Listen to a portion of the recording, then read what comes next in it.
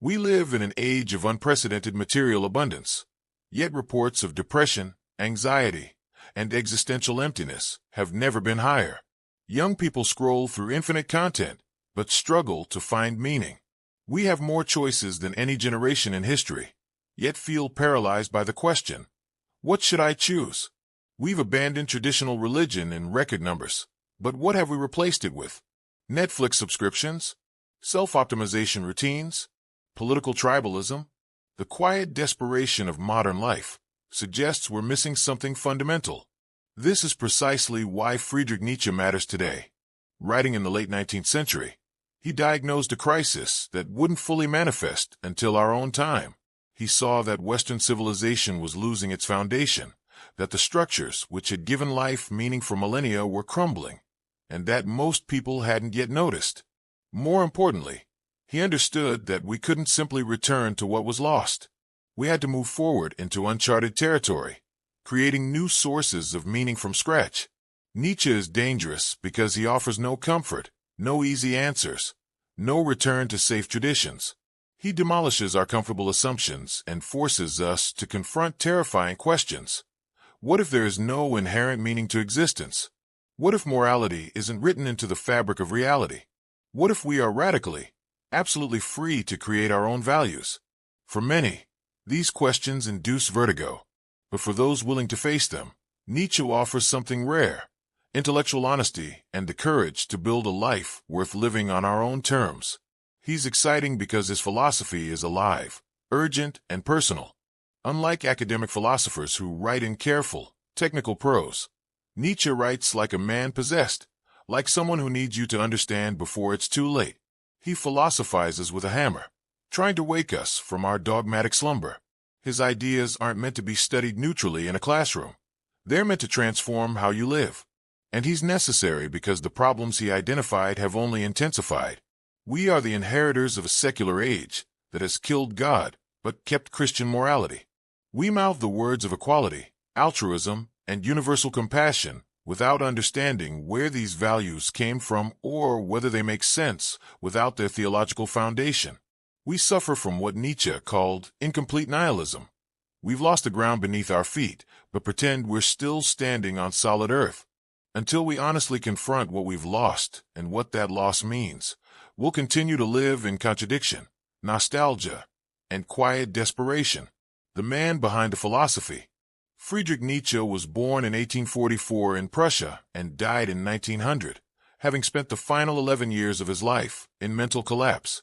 Between these dates, he produced some of the most revolutionary philosophical works in Western history, writing with an intensity and urgency that suggested he knew his time was limited. His intellectual formation was shaped by three major influences. First, the philosopher Arthur Schopenhauer, whose pessimistic philosophy taught that existence is fundamentally suffering, and that the will, the blind, driving force of life, condemns us to endless striving without satisfaction. Nietzsche absorbed Schopenhauer's unflinching honesty about suffering, but ultimately rejected his life-denying conclusions. Second, the composer Richard Wagner, whose grandiose operas seemed to Nietzsche to represent a rebirth of Greek tragic culture. The two men became close friends, but Nietzsche eventually broke with Wagner, seeing in his later works a capitulation to Christian values and German nationalism. Third, the ancient Greeks, particularly the pre-Socratic philosophers and the tragedians, who seemed to Nietzsche to have achieved a life-affirming culture that faced suffering without flinching and without needing otherworldly consolation. These influences shaped Nietzsche's fundamental project, to develop a philosophy that could say yes to life despite its suffering, without appealing to God, afterlife, or metaphysical meaning. This project would occupy him for the rest of his productive life and result in works of startling originality and power. The Death of God, Nietzsche's most famous and most misunderstood proclamation. In 1882, Nietzsche published The Gay Science, a collection of aphorisms, poems, and philosophical reflections. Buried in the middle of this book is section 125, titled The Madman. This brief passage contains what would become Nietzsche's most famous declaration, one that would echo through philosophy, theology, and culture for the next century and beyond. The scene is striking. A madman enters a marketplace in the bright morning hours, carrying a lantern, and begins shouting, "I seek God! I seek God!" The people in the marketplace, many of whom no longer believe in God, laugh at him. Where has God gone? They mock. Has he lost his way like a child? Is he hiding? The madman turns on them with wild eyes and delivers one of the most powerful passages in philosophical literature. God is dead. God remains dead. And we have killed him. How shall we comfort ourselves, the murderers of all murderers? What was holiest and mightiest of all that the world has yet owned is bled to death under our knives. Who will wipe this blood off us? What water is there for us to clean ourselves? What festivals of atonement, what sacred games, shall we have to invent? Is not the greatness of this deed too great for us? Must we ourselves not become gods simply to appear worthy of it? The crowd stares at him in silence. Finally, the madman realizes his mistake. "I have come too early," he says. "My time is not yet. This tremendous event is still on its way, still wandering. It has not yet reached the ears of men." He smashes his lantern on the ground and walks away, saying, "I have come too early." This parable is not a celebration. It's not an atheistic victory dance. It's a diagnosis of crisis and a warning of catastrophe. Let's unpack what Nietzsche actually means. What God is dead actually means. When Nietzsche proclaims that God is dead, he is not making a theological claim about whether a divine being exists in some metaphysical realm. Rather, he's making a cultural and historical observation. The Christian Platonic worldview that has structured Western civilization for nearly 2,000 years has lost its power. People may still go to church, mouth the words of the creed, and identify as Christians, but the deep, existential reality of God as the foundation of all meaning, value, and purpose has evaporated from modern Europeans. This death is not something that happened overnight. It was the result of centuries of development. The rise of modern science, which explained natural phenomena without reference to divine action. The Enlightenment, which subjected religious claims to rational criticism. The historical critical study of the Bible, which revealed its human origins and contradictions. And the increasing secularization of society, where religion became a private matter rather than the organizing principle of civilization. The death of God represents the collapse of the entire Platonic Christian metaphysical framework. For 2 millennia, Western culture had operated on certain fundamental assumptions, that there exists a realm of eternal, unchanging truth beyond the physical world, that this realm is more real and valuable than the material world of change and decay, that moral values have objective existence in this higher realm, that human beings have immortal souls destined for eternal reward or punishment, that history has meaning and direction, progressing towards some ultimate purpose, and that suffering in this life can be redeemed and made meaningful by reference to eternal justice. This entire worldview rested on the foundation of God. Not just any God, but the God of Christianity. Omnipotent, omniscient, perfectly good. The creator and sustainer of all reality. The source of all value. The judge of all actions. The ground of meaning itself. With God as the foundation, everything else had a place, a purpose, a meaning. The universe was not a cold, mechanical system, but a divinely ordered cosmos. Moral values were not human preferences, but reflections of God's eternal nature. Your life, no matter how insignificant it seemed, mattered to an infinite being who knew every hair on your head. Death was not the end, but a transition to eternal life. Suffering was not meaningless, but part of a divine plan that would ultimately be revealed. Now, Nietzsche observes, this foundation has crumbled. The scientific worldview has revealed a universe that operates according to impersonal physical laws, with no evidence of divine intervention. Historical scholarship has shown that Christianity itself is a human creation, evolving and changing over time, with its sacred texts full of contradictions and its doctrines the products of political compromise. The problem of evil.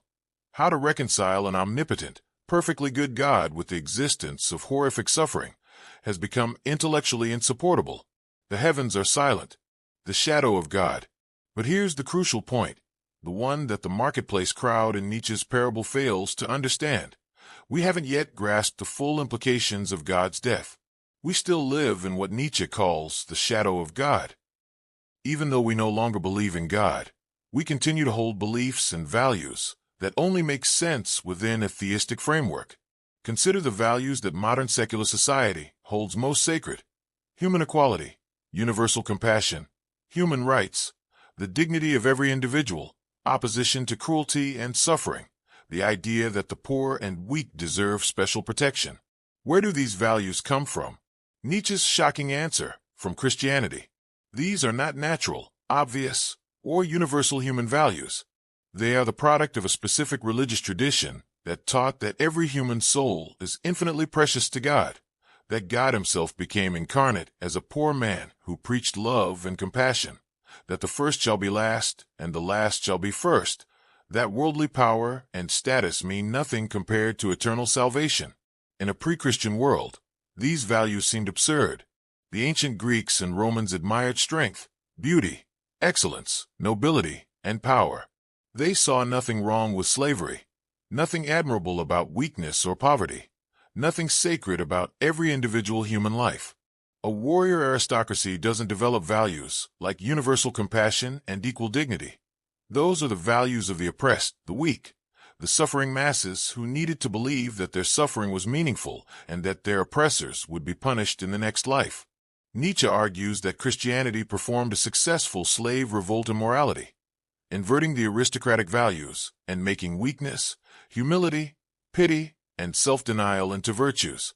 This only made sense within a Christian framework where God identifies with the suffering, where the meek will inherit the earth, where to lose your life is to find it. But now God is dead. The theological foundation has been removed. Yet we still cling to these Christian values, now dressed up in secular language. Humanism, universal human rights, social justice, the categorical imperative, utilitarianism. This is the shadow of God. We've killed God but kept his morality. We've abandoned the foundation but try to keep the building standing. Nietzsche insists this is intellectually dishonest and ultimately impossible. The building will collapse. The question is, what happens then? What dies with God? When God dies, many things die with him. First, objective morality. If there is no God, there is no divine lawgiver, no eternal moral law written into the structure of reality. Moral values become human inventions, social constructs, products of history and culture. This doesn't mean anything goes. We still have preferences, social norms, and practical consequences. But it does mean there's no cosmic authority backing up our moral claims. When you say murder is wrong, you're not discovering a fact about the universe. You're expressing a preference, a cultural norm, perhaps a useful social convention. But you can't prove it. You can't ground it in something beyond human opinion. Second, universal purpose. If there's no God, there's no grand plan for the universe, no ultimate purpose toward which everything is moving. The universe doesn't exist for any reason. It just exists. It wasn't created for us, doesn't care about us, has no goals or intentions. Things happen not because they serve some higher purpose, but because of blind physical causation. Your life has no inherent meaning or purpose. You weren't put here to fulfill some cosmic destiny. You simply exist, briefly, in an indifferent universe. Third, cosmic justice. If there is no God, there is no final judgment, no ultimate balancing of the scales. The wicked can prosper their whole lives and die peacefully in bed. The innocent can suffer terribly and die young. There's no guarantee that justice will ultimately prevail, that the arc of history bends toward justice, that wrongs will be made right. Bad things happen to good people. Good things happen to bad people. And most things just happen randomly. The universe is not fair, was never fair, will never be fair. Fourth, the consolation of afterlife. If there's no God, there is no eternal life, no heaven where the faithful will be rewarded and reunited with their loved ones. Death is the end. When you die, you cease to exist. All your memories, personality, experiences, relationships gone. Everyone you've loved who has died, you will never see them again. Your own death will be the permanent cessation of your consciousness. This life is all there is. Fifth, the natural hierarchy of values. If there's no God, there are no higher and lower values inscribed in reality itself. There's no cosmic endorsement for valuing spiritual things over material things, eternal things over temporal things, the soul over the body. These hierarchies were Christian inventions. Without God, why should we value the spiritual over the physical? Why should self-denial be better than self-expression? Why should humility be better than pride? The entire value system needs to be questioned and potentially rebuilt from the ground up. The problem: incomplete nihilism. Nietzsche observes that most modern people are practicing what he calls incomplete nihilism. They've given up on God but haven't thought through the consequences. They still believe in objective morality, human rights, progress, justice, and meaning, all things that were originally grounded in a Christian worldview. They're like someone who has sawed through the branch they're sitting on, but hasn't yet fallen, because they haven't looked down. This incomplete nihilism is intellectually dishonest and psychologically unstable. It can't last. Eventually, people will realize that their values have no foundation. When that realization hits, when they truly understand that nothing has inherent meaning, that their moral convictions are just opinions, that the universe doesn't care, that death is the end, what will happen? Nietzsche fears that most people will fall into despair.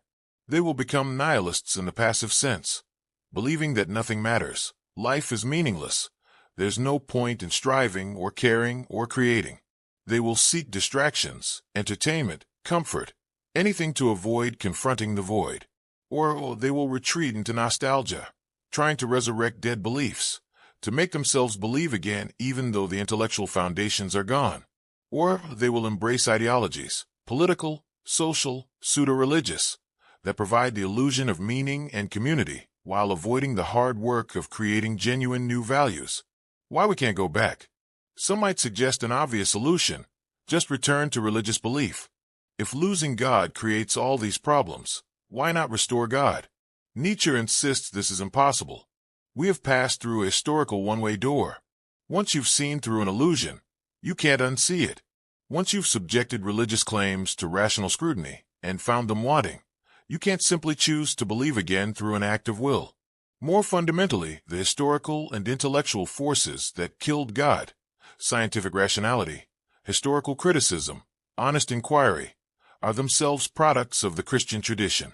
Christianity taught that truth matters, that we should seek truth even at personal cost, that intellectual honesty is a virtue. The will to truth that Christianity cultivated eventually turned against Christianity itself. To abandon that commitment to truth in order to preserve comforting illusions would be a betrayal of the very values Christianity taught us. We are, Nietzsche says, trapped. We can go back to naive belief, but we haven't yet learned to live without it. This is the crisis of European nihilism. The challenge ahead. The madman in Nietzsche's parable asks a series of urgent questions. How shall we comfort ourselves, the murderers of all murderers?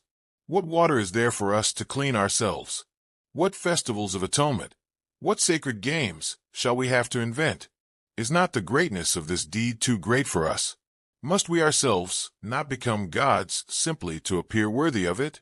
These questions point toward Nietzsche's ultimate challenge.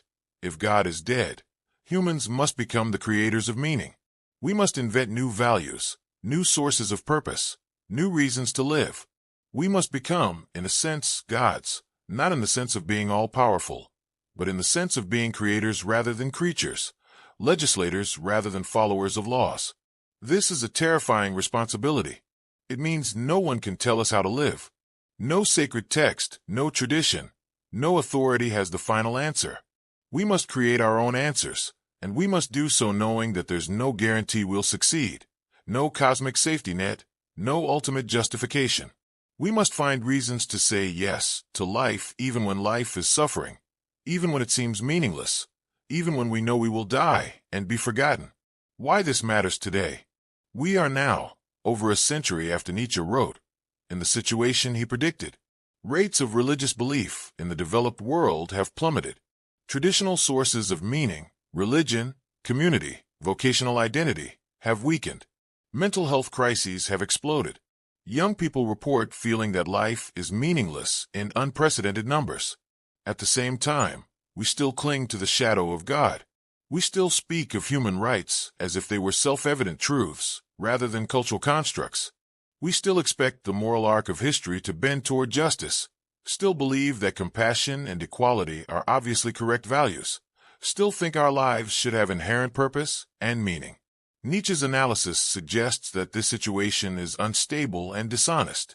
We need to face the death of God squarely, accept what we've lost, and begin the hard work of creating new values, new meanings, new reasons to live, or we will sink into nihilistic despair, distraction, and quiet desperation.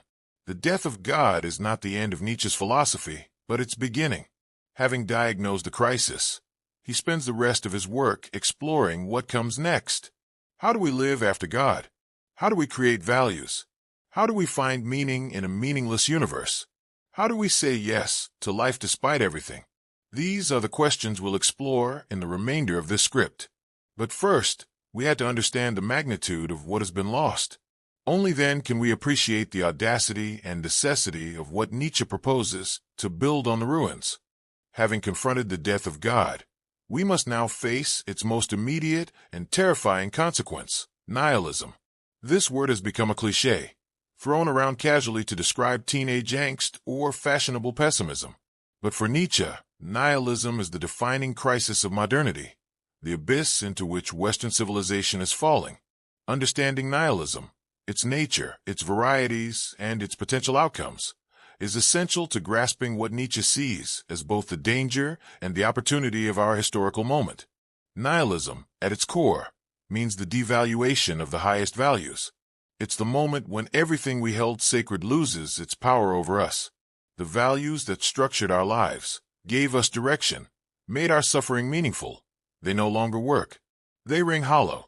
We go through the motions, mouth the words, but the animating spirit is gone. Nihilism is what happens when you wake up one day and realize that nothing you believed in actually matters, that there's no foundation beneath the edifice of meaning you've built your life upon. Nietzsche sees nihilism not as a philosophical position that some people happen to hold, but as a historical destiny, the inevitable consequence of the death of God. For 2,000 years, Western civilization has been built on the Christian Platonic worldview. All our values, meanings, and purposes were ultimately grounded in God and the transcendent realm of eternal truth. Now that foundation has crumbled. The question is not whether nihilism will come, but how we will respond to it when it arrives. When Nietzsche says nothing has meaning, we need to understand precisely what this means. It doesn't mean that we can't have subjective preferences or that we don't care about anything. Obviously, you still prefer pleasure to pain, success to failure, health to sickness. What it means is that there is no objective, cosmic, built-in meaning to existence. The universe doesn't care about your preferences. Reality doesn't endorse your values. There's no higher purpose that makes your life meaningful from some absolute perspective. Your concerns, your projects, your loves and hates, they matter to you, but they don't matter, period. There's no one keeping score, no ultimate judge validating your choices, no grand narrative in which your life plays a meaningful role. This realization can hit with devastating force. If nothing ultimately matters, why do anything? Why get out of bed? Why work, love, create, struggle? If we're all going to die and be forgotten, if the universe will eventually end in heat death, and nothing we do will have left a trace, what's the point? This is the question that nihilism forces us to confront. Nietzsche distinguishes between two fundamental types of nihilism, passive and active. This distinction is crucial because it separates those who will be destroyed by nihilism from those who might use it as a springboard to something higher. Passive nihilism is nihilism as defeat. It's what happens when people confront the meaninglessness of existence and collapse under the weight of it. They conclude that if nothing ultimately matters, then nothing matters at all. They lose the will to strive, to create, to affirm life. They sink into resignation, despair, and exhaustion.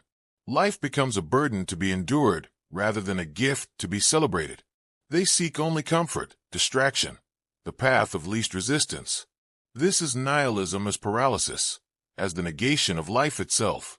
Nietzsche gives us a vivid portrait of passive nihilism in his concept of the last man. In Thus Spoke Zarathustra, when Zarathustra comes down from his mountain retreat to teach humanity about the ubermensch, The crowd responds not with enthusiasm, but with incomprehension. They want to know about the last man instead. And Zarathustra, with barely concealed contempt, tells them, the last man is the final product of European civilization, the human type that emerges when nihilism has run its course, but lacks the strength to overcome it. The last man has made himself comfortable. He has eliminated all hardship, all danger, all struggle. He lives in a society organized around safety, pleasure, and the avoidance of suffering. He has invented happiness, he claims, blinking contentedly. But this happiness is pathetic, a simulacrum of genuine joy. The last man is incapable of greatness because greatness requires struggle, risk, the willingness to suffer for something beyond comfort. He values security over excellence, conformity over authenticity, entertainment over meaning. He doesn't create, he consumes. He doesn't strive, he relaxes. He doesn't love passionately. He has his little pleasure for the day and his little pleasure for the night. The last man is characterized by profound mediocrity. He has made mediocrity into an ideal. Excellence is dangerous, threatening, exhausting. Better to be average, to fit in, to not stand out. Everyone wants the same. Everyone is the same. Whoever feels different goes voluntarily into the madhouse. The last man has achieved equality by leveling down, by making sure no one rises too far above the herd. He mocks anything noble or elevated as pretentious or dangerous. He sneers at passion, commitment, and sacrifice as foolish or fanatical. When we look at modern consumer culture, it's hard not to see the last man everywhere. The obsession with comfort and safety, the elevation of entertainment to a central value, the fear of anything that might disturb our peace of mind, the reduction of life to the pursuit of pleasure and the avoidance of pain, the celebration of mediocrity and suspicion of excellence. These are all symptoms of last man consciousness. We have invented happiness, or so we tell ourselves, as we scroll through our phones, numbing ourselves with an endless stream of content, desperately avoiding any moment of genuine confrontation with the emptiness at the core of our comfortable lives. The tragedy of the last man is that he doesn't even know what he's lost. He can't imagine why anyone would want anything more than comfort and pleasure. When Zarathustra speaks of the ubermensch, of greatness and self-overcoming, the crowd doesn't understand. They blink at him. Give us the last man, they say. And Zarathustra, in one of the most devastating moments in the book, realizes that humanity might not be worth saving, that the last man might be humanity's inevitable destiny. But passive nihilism is not the only response to meaninglessness. There is also active nihilism, and this is where Nietzsche sees hope. Active nihilism is nihilism as strength rather than weakness. It's the response of someone who confronts the death of God and the collapse of values, not with despair, but with exhilaration. If the old values are dead, good. They were holding us back. If there's no cosmic meaning, excellent. Now we're free to create our own. Active nihilism is the willingness to destroy, to tear down the old tablets, to smash the idols, not out of resentment but out of creative power. The active nihilist has the strength to face the abyss without flinching. They understand that life is meaningless in itself, but rather than despairing, they see this as an opportunity. The slate is blank. Reality is clay waiting to be shaped. There are no rules except the ones we make, no meanings except the ones we create, no values except the ones we affirm. This is terrifying, yes, but also liberating. We are free in a way that no previous generation has been free. Active nihilism is a necessary phase in Nietzsche's vision of cultural transformation. Before we can build new values, we must destroy the old ones. Before we can create, we must clear the ground. This destruction is not mere vandalism or rebellion for its own sake. It's the philosophical equivalent of clearing a forest to make room for new growth. The old trees are dead or dying. They block the light. They must come down so that new life can flourish. But, and this is crucial, active nihilism is not the final destination. It's a bridge, a transition. The danger is that people might stop there, reveling in destruction for its own sake, becoming cynical and bitter, using their awareness of meaninglessness as an excuse for cruelty or selfishness. The active nihilist must move beyond nihilism itself, must use the freedom that nihilism provides to create something new and affirmative. Otherwise, active nihilism collapses back into passive nihilism, just with more aggression and less honesty. Why is nihilism inevitable after the death of God? Because for 2,000 years, we've grounded all our values in a transcendent realm. Good and evil, right and wrong, meaning and purpose. All of these were guaranteed by God's existence and by the existence of an eternal, unchanging realm of truth beyond the physical world.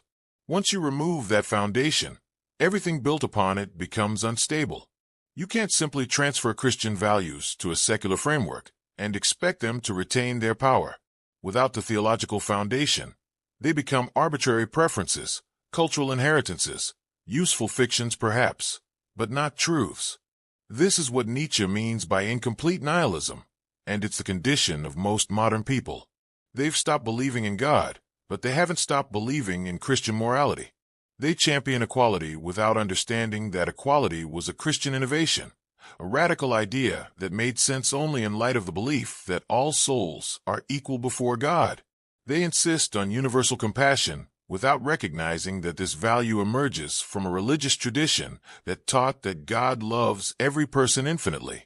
They speak of human dignity and human rights as self-evident truths, blind to the fact that these concepts are Christian to their core. This incomplete nihilism is intellectually dishonest and psychologically unstable. It can't last. Eventually, people will realize that their values have no foundation, that they're living on borrowed capital from a religious tradition they've rejected. When that realization comes, and Nietzsche believes it's inevitable, they will face a choice: sink into passive nihilism or embrace active nihilism and move beyond it to create new values. The danger of stopping at nihilism, of remaining in the purely negative phase, is profound. A culture stuck in nihilism becomes hollow, cynical, exhausted. Nothing is sacred. Everything is permitted. All ideals are suspect. This breeds a corrosive irony that mocks everything elevated, that treats all commitments as naive, that sees through everything but believes in nothing. It's a culture of perpetual adolescence, of rebellion without purpose, of freedom without responsibility. It's a culture that knows the price of everything and the value of nothing. Nietzsche sees nihilism as a crossroads, a moment of decision. One path leads to collapse, the last man, passive nihilism, the slow extinction of human greatness.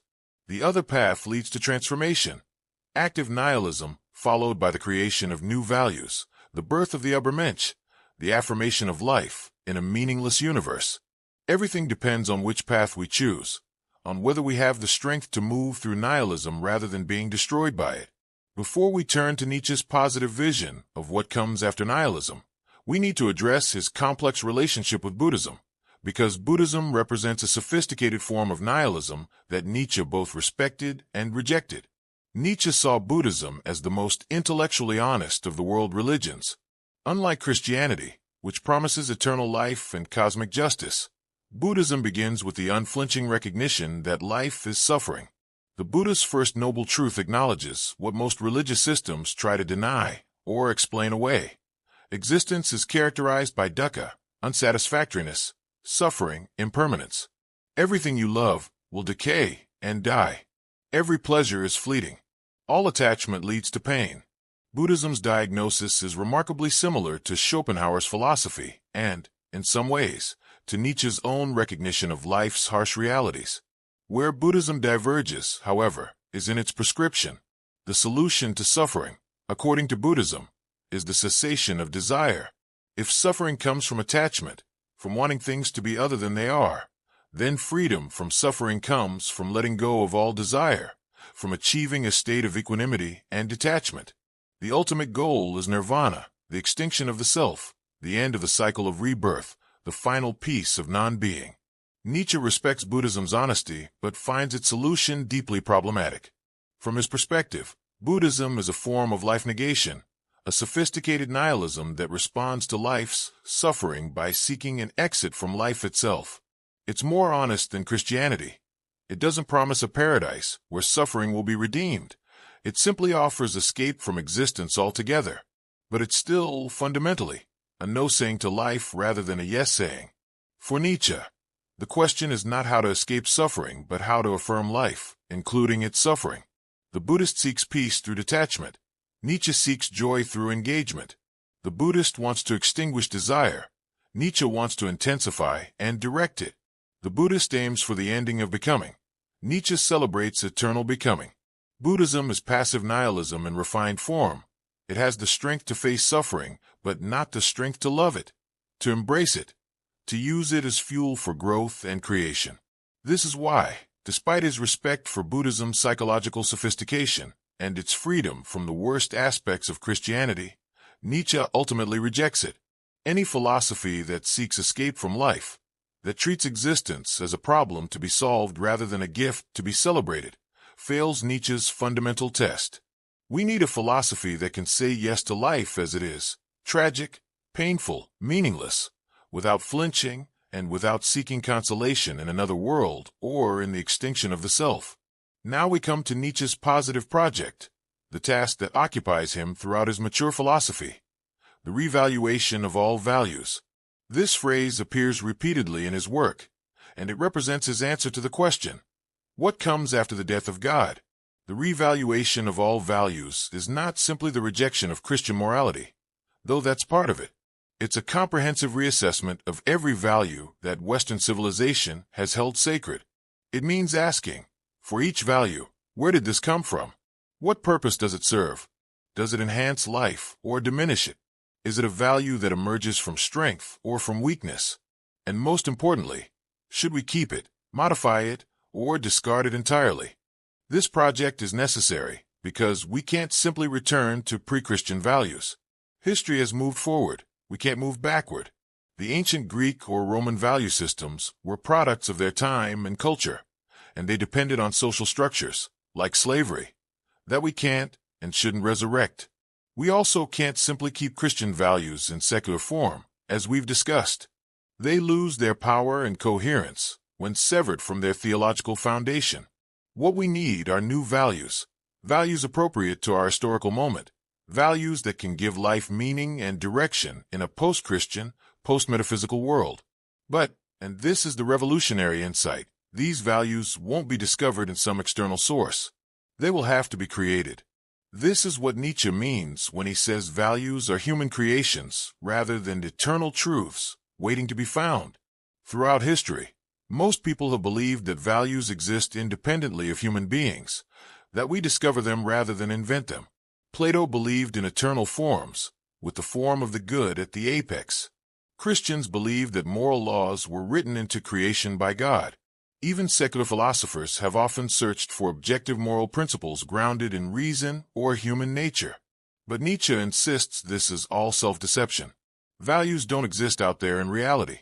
They are interpretations we impose on reality, tools we create to make life livable and meaningful. This doesn't mean values are arbitrary or that we can simply choose any values we like. Values emerge from life itself, from the needs and drives of living beings. But different types of life create different values. A warrior creates different values than a priest. A flourishing, powerful culture creates different values than a declining, weak one. The question is not which values are objectively correct. None of them are. But which values enhance life? Which values enable growth and creativity and excellence? Which values say yes to existence rather than no? The weight of this responsibility is immense. If we are the creators of values, then we are responsible for them. We can't appeal to God, or nature, or reason, or tradition to justify our choices. We must stand behind our values with our whole being, knowing that they have no guarantee, no cosmic endorsement, no ultimate justification. This is what Nietzsche calls the courage of creating. Most people flee from this responsibility.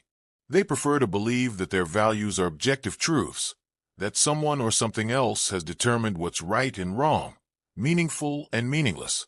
They want to be creatures following laws, not creators making laws. The freedom to create values feels too vertiginous, too exposed. What if I create the wrong values? What if my life project fails? What if I affirm something I should have denied? These fears drive people back into the comforting arms of tradition, authority, conformity. But for the rare individuals who can bear this freedom, who can stand in the absence of all external validation and say, this is what I value, This is what gives my life meaning. This is what I affirm. For these individuals, the death of God is not a catastrophe, but a liberation. They are free in a way that no previous generation has been free. They can create values tailored to their unique nature and circumstances. They can experiment, revise, reimagine. They are no longer slaves to inherited values that may not serve them. They become artists of their own lives. The creative task ahead for humanity is nothing less than the invention of new ways of living, new sources of meaning, new reasons to say yes to existence. This is not something that can be done collectively or democratically. You can't have a committee meeting to create values. Can't vote on what should be meaningful. Value creation is the work of exceptional individuals, what Nietzsche will call the ubermensch, working in solitude, following their unique vision, bringing forth something genuinely new. But this doesn't mean starting from nothing. We are building on ruins, and the ruins contain materials we can use. Not everything in the Christian tradition is life-denying. Not every traditional value serves only the weak. The question is which elements to keep and which to discard, and this requires discrimination, taste, wisdom. We must be ruthless in destroying what diminishes life, but also careful not to destroy what enhances it simply because it has Christian or traditional origins. Nietzsche's own revaluation is bold and shocking. He suggests that many of the values we consider most sacred, pity, selflessness, humility, equality, are actually expressions of weakness and life denial. Meanwhile, values we consider dangerous or immoral, pride, self-assertion, hierarchy, the will to power, might actually enhance life when properly understood. We'll explore these provocative claims in detail later. For now, the key point is that everything must be questioned. Nothing is sacred. All values are subject to revaluation based on one criterion. Do they serve life or do they serve death? This is Nietzsche's answer to nihilism. Not despair, not resignation, not the last man's comfortable mediocrity, and not escape into illusion or faith. Instead, creation. The nihilistic void becomes a canvas. The absence of inherent meaning becomes an opportunity to create meaning. The death of God becomes the birth of human creative power. We move through nihilism by transforming it from a crisis into a challenge, from an ending into a beginning. But to do this requires strength of a rare kind. The strength to destroy old values, to endure meaninglessness without consolation, and to create new values from nothing but your own will. This is the path from nihilism to the ubermensch, from the death of God to the birth of new gods, from passive suffering to active creation. And it all depends on understanding and cultivating what Nietzsche calls the will to power. We now turn to what many consider Nietzsche's most dangerous and controversial project, his systematic critique of morality itself. Not the critique of this or that moral system, not the criticism of people who fail to live up to moral standards, but the questioning of morality as such. Can morality itself be a problem? Can our most sacred values actually be symptoms of sickness rather than health?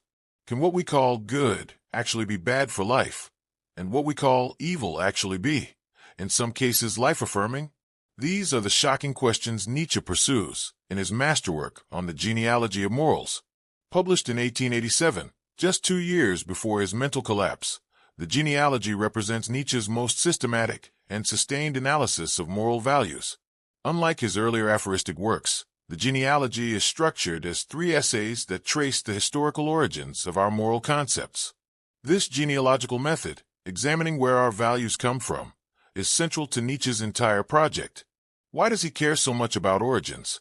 Because most people assume that moral values are eternal truths, discovered through reason or revealed by God, existing independently of human history and psychology. But Nietzsche insists that morality has a history, that our moral concepts evolved over time, emerging from very specific historical and psychological conditions. And once you understand where a value comes from, you can evaluate whether it still serves life or whether it has become an obstacle to human flourishing. The genealogical method is fundamentally subversive. It suggests that the values we consider most sacred and self-evident are actually contingent historical products. They could have been otherwise. They emerged from particular power dynamics, psychological needs, and cultural conditions. This doesn't necessarily mean they're wrong or should be abandoned, But it does mean they're not the final word, not the eternal truth, not beyond question. Nietzsche's investigation leads him to a startling conclusion. There are fundamentally two types of morality, emerging from two different types of human beings and two different psychological conditions. He calls these master morality and slave morality, and the tension between them defines the entire history of Western moral thought. Master morality, or noble morality, is the value system of the powerful, the excellent, the aristocratic, those who have the strength to shape their own lives and impose their will on the world. In this moral framework, the fundamental distinction is between good and bad, not between good and evil. And crucially, good is defined first as a self-description of the noble type.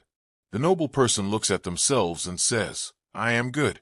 By good, they mean powerful, beautiful, strong, noble, proud, life-affirming, creative. Good is associated with health, vitality, abundance, the capacity to give and create. The noble person values courage, honor, strength of character, loyalty, magnanimity.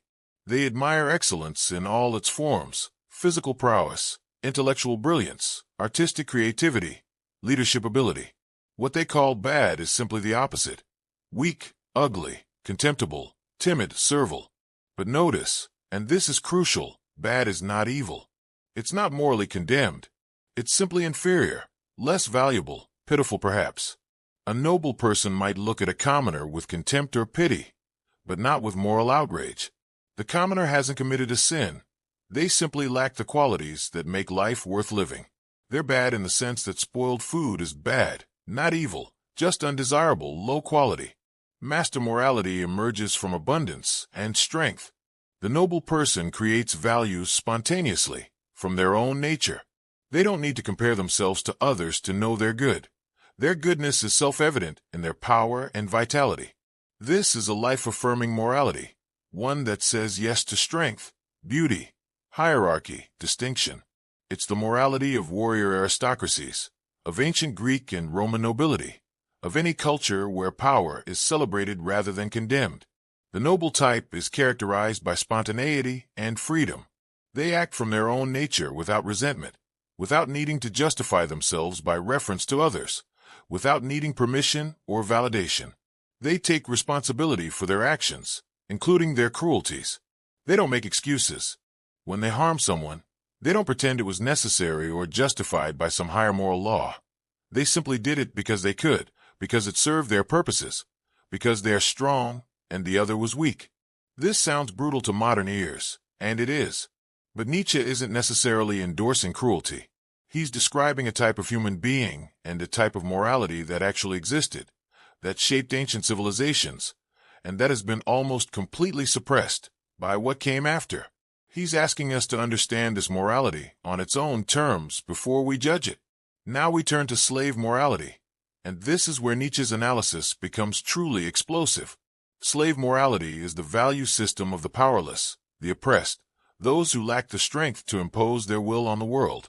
It emerges not from abundance, but from deprivation, not from strength, but from weakness, not from life affirmation, but from raisonnement, a French word Nietzsche uses because German and English lack a precise equivalent, meaning of festering, impotent resentment. In slave morality, the fundamental distinction is between good and evil, not good and bad. And crucially, evil is defined first, not good. The slave looks at their oppressor, powerful, proud, cruel, enjoying life, and says, that is evil. Evil becomes associated with everything the master is: powerful, dangerous, cruel, prideful, life-affirming. Then, in opposition to this evil, the slave defines good as the opposite: harmless, humble, obedient, selfless, pitying, suffering. Notice the inversion. Everything the master calls good, the slave calls evil. Everything the master despises as weak, the slave elevates as virtuous. The slave has performed what Nietzsche calls a revaluation of values, but not out of creative strength. Rather, out of impotent revenge. Unable to defeat the master through physical force, the slave defeats them through moral condemnation. Unable to act, the slave judges. This is slave morality's great innovation. It makes weakness into virtue. If you're powerless, call it humility and make humility a virtue. If you suffer, call suffering noble and redemptive. If you can't take revenge, call forgiveness the highest virtue. If you're afraid of the strong, call their strength evil and make meekness sacred. Every disadvantage becomes reinterpreted as moral superiority. Slave morality is fundamentally reactive rather than spontaneous. It doesn't create values from its own abundance, but in reaction to what others have. It requires an enemy to define itself against. The slave needs the master to be evil in order to be good. Slave morality is born from raisonnement, from saying no to what is outside, different, other, and only then, as an afterthought, defining itself. Where does slave morality come from historically?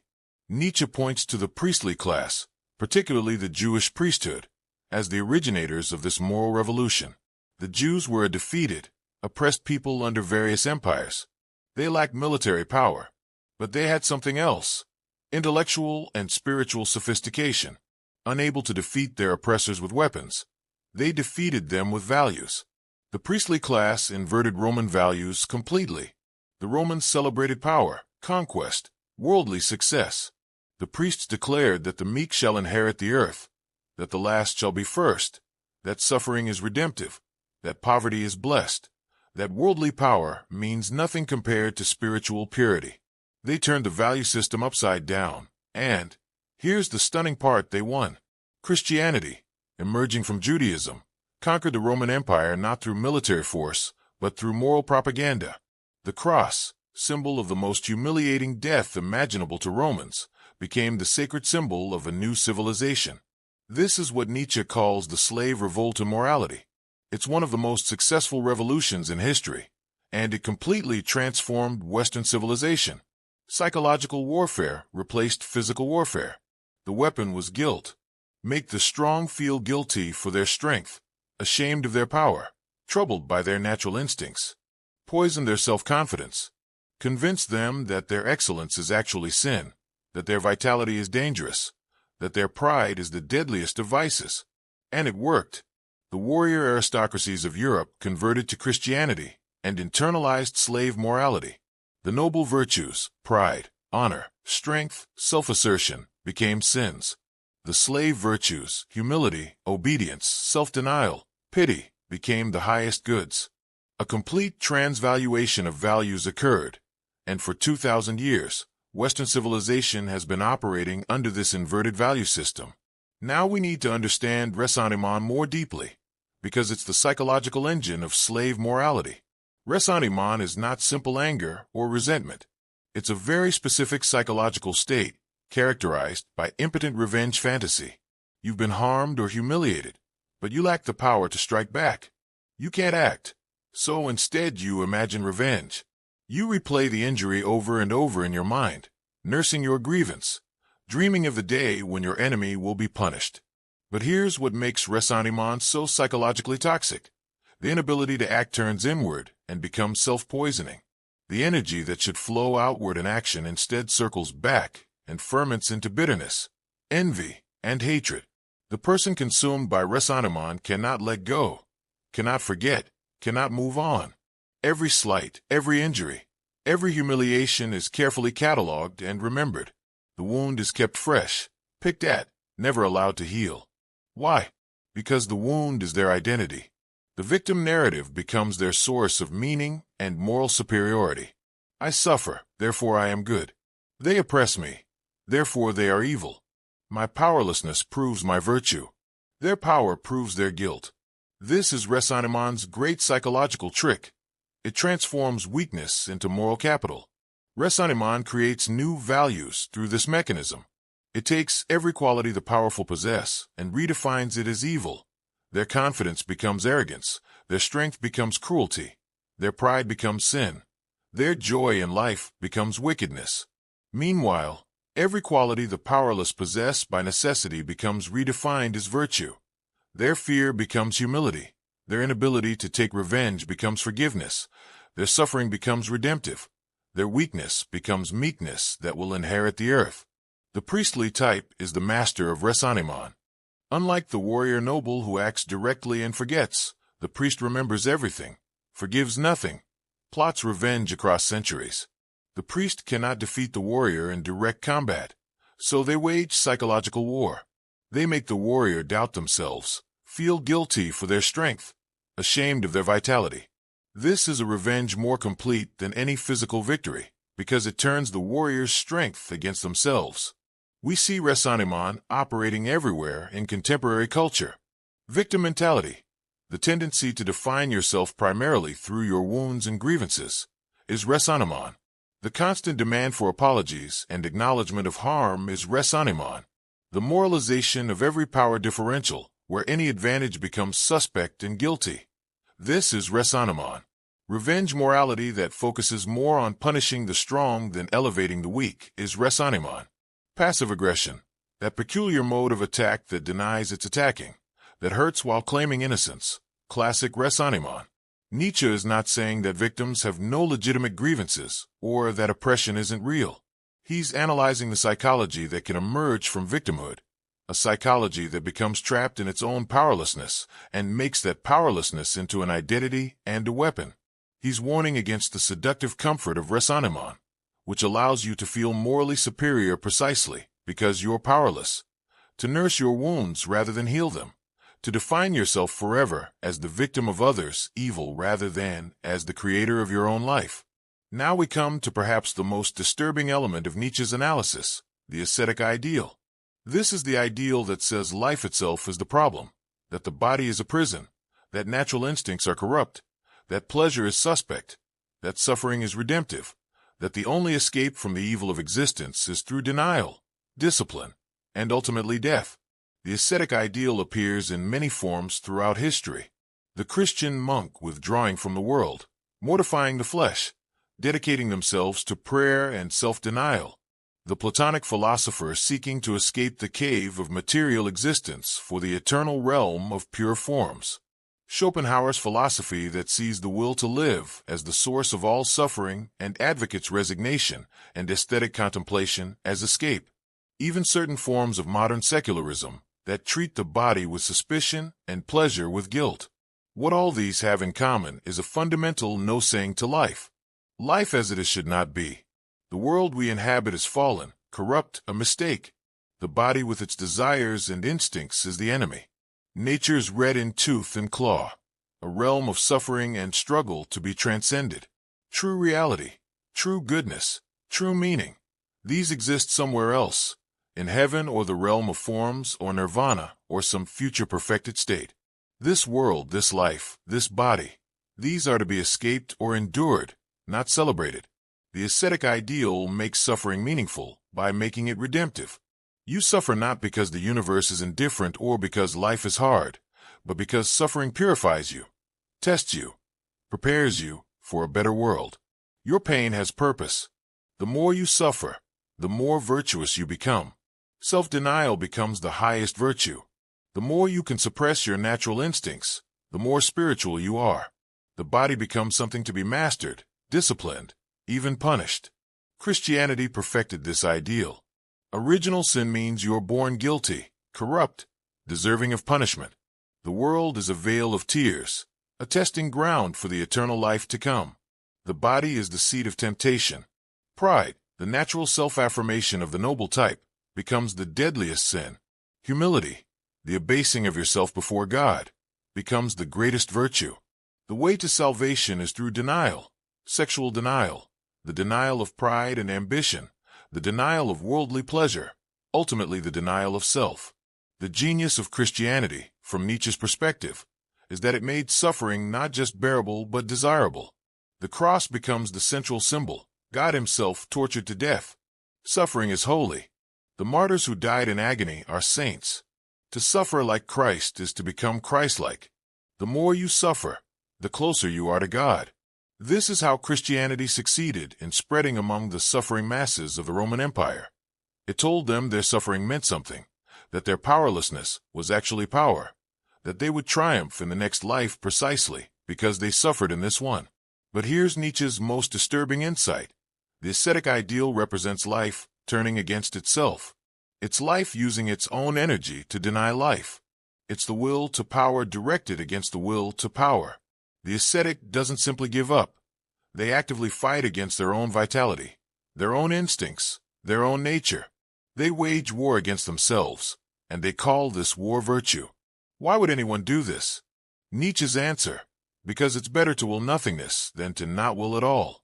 The ascetic ideal gives meaning to suffering. It provides direction, purpose, structure. Without it, the suffering of existence would be unbearable, meaningless, intolerable. The ascetic ideal tells us what to do with our pain. Use it to purify yourself, to transcend the body, to achieve spiritual perfection. It transforms meaningless suffering into meaningful sacrifice. The ascetic priest is the crucial figure here. The priest doesn't eliminate suffering. That would eliminate their power. Instead, they make suffering meaningful.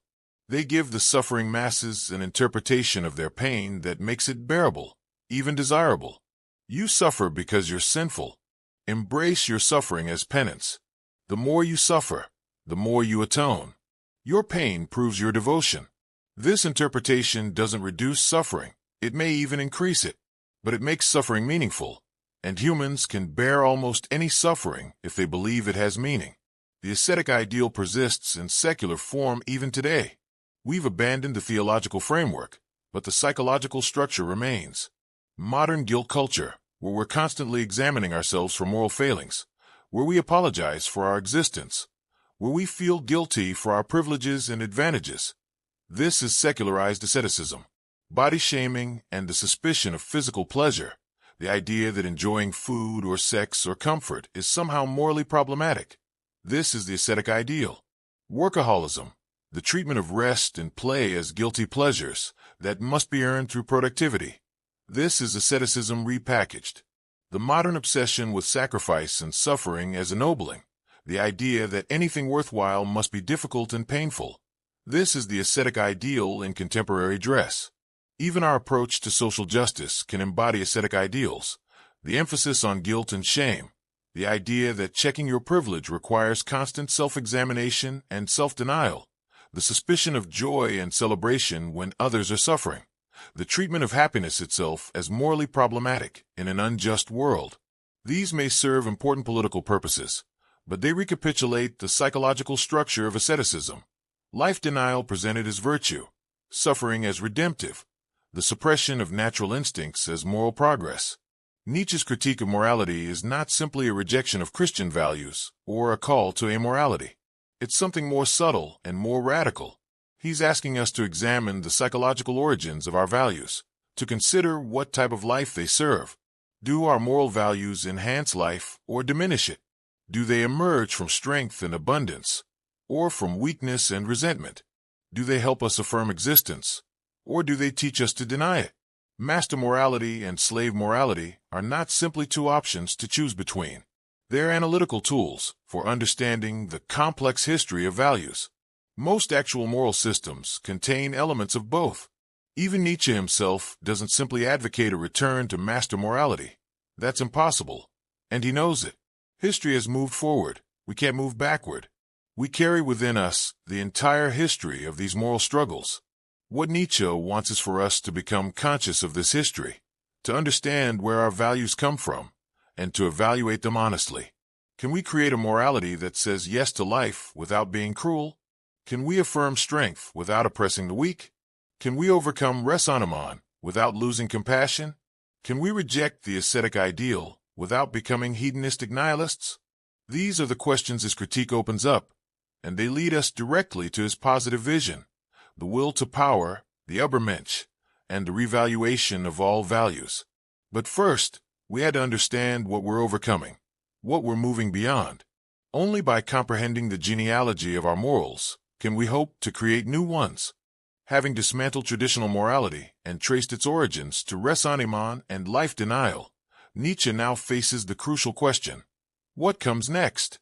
If we move beyond the binary of good and evil, if we reject both master and slave morality in their pure forms, what kind of philosophy can guide us? The answer lies in two of Nietzsche's most important and most misunderstood concepts: the idea of thinking beyond good and evil, and the principle of the will to power. In 1886, Nietzsche published Beyond Good and Evil, a work that represents his mature philosophical vision. The title itself is provocative and easily misunderstood.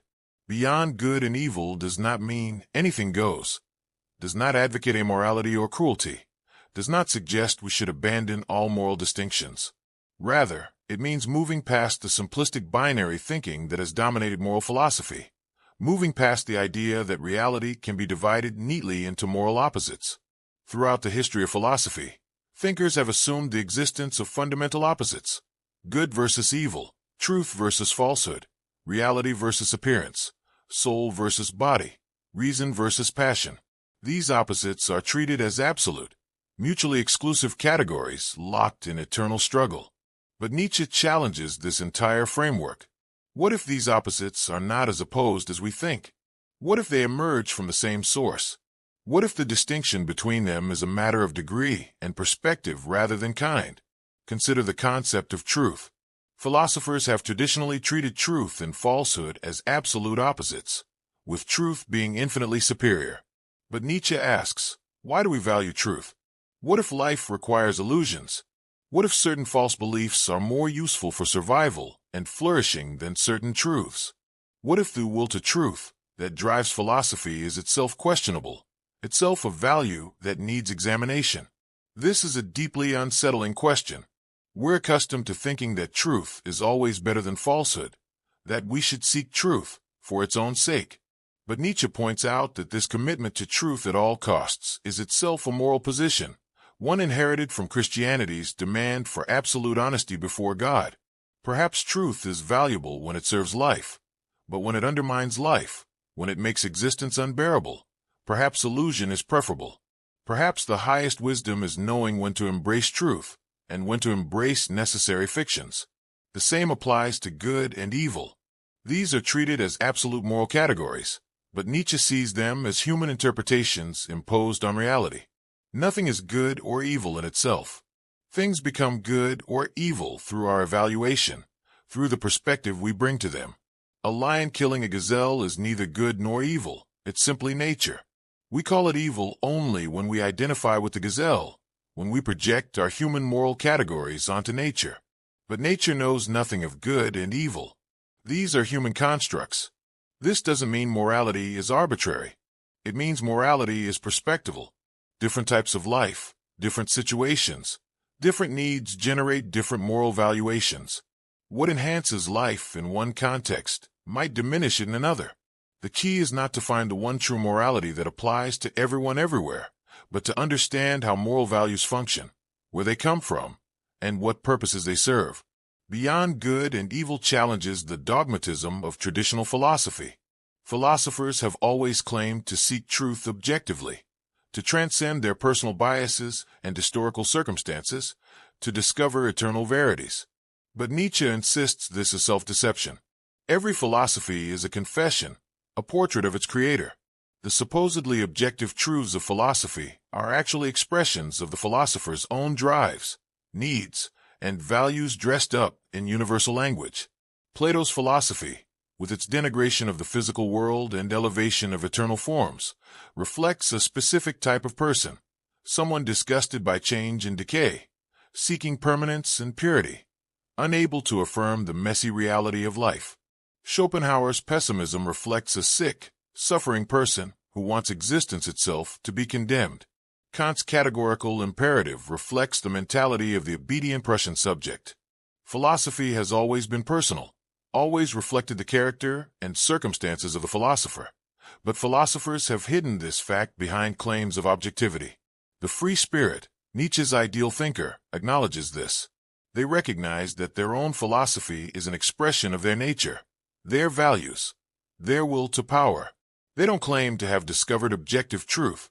They offer their perspective as one among many, perhaps a powerful and life-enhancing perspective, but not the final word. This intellectual honesty is liberating. It frees us from the tyranny of claims to absolute truth. It allows for experimentation, revision, growth. One of Nietzsche's most beautiful and enigmatic statements appears in Beyond Good and Evil. Whatever is done from love always happens beyond good and evil. What does this mean? When you act from genuine love, not duty, not obligation, not self-interest, but authentic care for another, your action transcends moral categories. You don't help your beloved because it's morally required. You don't calculate whether the action is right or wrong. You simply act from abundance, from overflow, from the fullness of your feeling. This is action beyond morality, action that doesn't need moral justification because it comes from a deeper source. This points toward Nietzsche's vision of a life that doesn't need morality in the traditional sense, a life guided not by external rules and prohibitions, but by internal abundance and creative power. The highest human beings don't follow moral laws. They give themselves laws. They don't ask, is this permitted? But is this who I am? They act from their nature, spontaneously, powerfully, without needing to justify themselves by reference to universal moral principles. But this raises the crucial question. What is this nature that we're supposed to act from? What is the fundamental drive that animates life? This brings us to Nietzsche's most important and most misused concept, the will to power. The will to power is perhaps the most misunderstood idea in all of philosophy. When people hear will to power, they immediately think of domination, conquest, tyranny. They imagine Nietzsche advocating a world where the strong crush the weak, where might makes right, where power-hungry individuals pursue domination at any cost. This interpretation has been used to link Nietzsche to fascism, to justify cruelty and oppression in his name. It's a catastrophic misreading. The will to power is not about political domination. It's not about imposing your will on others through force. It's not social Darwinism or survival of the fittest. It's Nietzsche's answer to the fundamental question: what drives all living things? What is the basic principle of life itself? Schopenhauer had answered this question with the will to live. All living things strive to survive, to preserve themselves. But Nietzsche finds this inadequate. If life were only about survival, why would any organism take risks? Why would animals fight when they could flee? Why would humans pursue dangerous goals, create art, philosophize, explore? Survival doesn't explain the drive for growth, for overcoming, for becoming more than you are. Nietzsche proposes instead that life is fundamentally will to power. Not will to survive, not will to pleasure, but will to growth, expansion, enhancement, increasing capacity. Every living thing seeks not merely to preserve itself, but to grow stronger, to expand its influence, to overcome resistance, to become more than it currently is.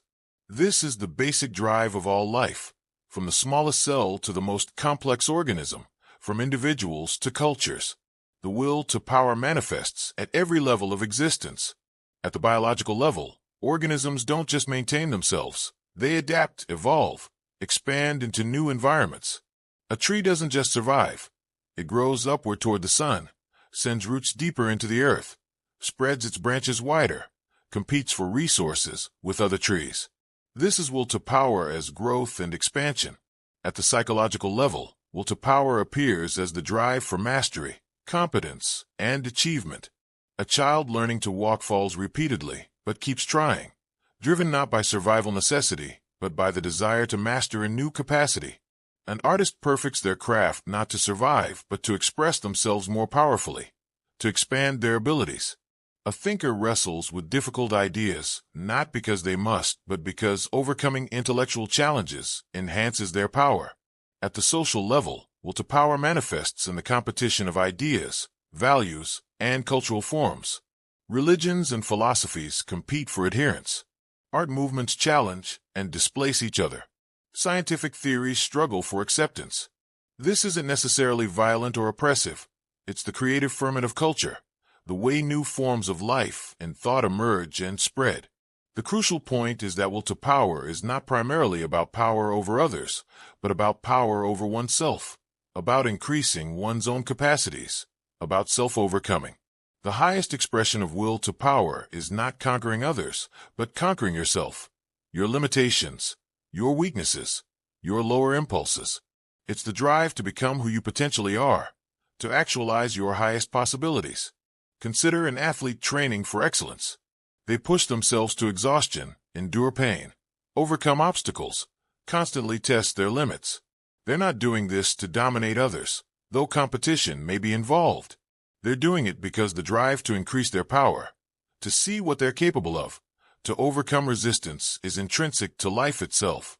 The joy they feel in achievement is the joy of enhanced power, of becoming more than they were. Or consider a scholar mastering a difficult subject. The struggle to understand, to integrate new knowledge, to develop new skills. This is will to power as intellectual growth.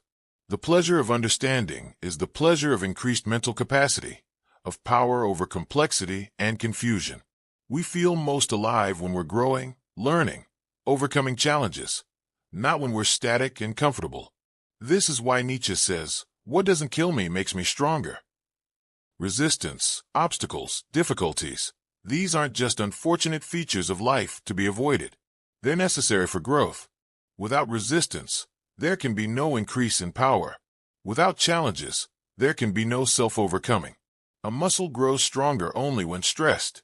A mind grows sharper only when tested. A character grows deeper only through struggle.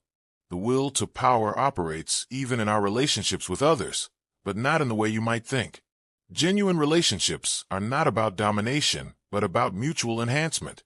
In a healthy friendship or love relationship, each person brings out the best in the other, challenges the other to grow, enhances the other's power. This is why Nietzsche can say in True Love, it is the soul that envelopes the body. Love at its best is the mutual enhancement of power, each person helping the other become more fully themselves. Competition, too, can be an expression of will to power that enhances rather than diminishes. When rivals push each other to greater heights, when artists inspire each other to create better work, when thinkers sharpen each other through debate, this is will to power as creative force. The goal is not to destroy the opponent, but to use opposition as a stimulus for your own growth. Where will to power becomes problematic is when it's blocked, when it can't express itself directly and creatively. Then it turns inward or becomes twisted. The person who can't grow in healthy ways may seek to diminish others, to feel powerful by comparison. The person who can't create may try to destroy. The person who can't enhance their own power may try to acquire power over others as a substitute. This is degraded will to power turned toxic, because it can't find healthy expression. This is what Nietzsche sees in raisonnement and slave morality. Blocked will to power that turns into revenge fantasy and moral condemnation. The person consumed by raisonnement can't act, can't grow, can't overcome obstacles in their path. So their will to power expresses itself as the will to make others feel guilty, to drag the powerful down, to poison the joy and vitality of the strong. This is will to power turned sick, life turning against life. Understanding will to power helps us understand all of Nietzsche's philosophy. The death of God is a crisis because it removes the framework that gave direction to our will to power. Without God, where do we direct our striving? What do we grow toward? Nihilism is the state where will to power has no direction, no goals, nothing to overcome. The last man has minimized his will to power, seeking only comfort and safety, avoiding all challenge and risk. The revaluation of values is necessary because our current values often suppress or misdirect will to power. Christian morality condemns pride, ambition, self-assertion, all expressions of healthy will to power. It makes us feel guilty for our strength, ashamed of our vitality, suspicious of our drive to grow and create. A new value system must channel will to power in life-affirming rather than life-denying directions. The ubermensch, which we'll explore more fully later, is the human type who has mastered their will to power, who directs it toward self-overcoming and creation rather than domination or destruction.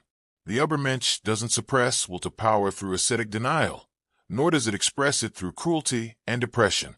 Instead, will to power becomes the energy for continuous self-transcendence, for creating new values, for affirming life in all its difficulty and challenge. Will to power also explains Nietzsche's perspectivism, his claim that there are no facts, only interpretations. All interpretation is an expression of will to power. When we interpret the world, we're not passively receiving objective truth. We're actively imposing meaning, organizing chaos, creating coherence. Knowledge is a form of power, power over our environment, power to predict and control, power to make sense of confusion. Different interpretations represent different expressions of will to power, different ways of organizing reality for different purposes. This doesn't mean all interpretations are equal. Some interpretations enhance life more than others. Some are more powerful, more comprehensive, more useful. But there's no interpretation free access to reality itself. We always interpret from a perspective, and that perspective is shaped by our will to power, by what we need and want and value. Nietzsche's critique of truth itself stems from this insight. The will to truth, the philosophical demand for absolute, objective truth, is itself an expression of will to power. But it's a peculiar expression, one that denies itself. The truth seeker claims to want only truth, to be willing to follow evidence wherever it leads, to sacrifice all personal preferences for the sake of objective knowledge. But this is self-deception. The will to truth is the will to power over reality through knowledge, and it reflects a particular type of person, one who feels unsafe in the world, who needs certainty, who fears chaos and contingency. This is why Nietzsche asks the dangerous question, what if truth is not always valuable? What if life requires certain illusions? What if the unqualified will to truth is itself hostile to life? Perhaps the healthiest, most vital cultures and individuals are those who can balance truth with necessary fictions, who can embrace useful illusions while still maintaining enough honesty to function effectively. Perhaps the tragedy of Socratic philosophy is that it elevated truth to an absolute value, making us unable to believe in anything we can't prove, unable to act confidently on anything less than certainty. The will to power is ultimately life-affirming in its essence. It's the yes-saying principle, the drive toward growth and enhancement, the refusal to accept limitations as final. Even when life is suffering, even when obstacles are overwhelming, will to power pushes us to grow through struggle, to transform pain into strength, to use resistance as fuel for becoming more than we are. This is why Nietzsche can embrace life despite its tragic character. Life is struggle, difficulty, pain, eventual death. But life is also growth, overcoming, achievement, the joy of enhanced power.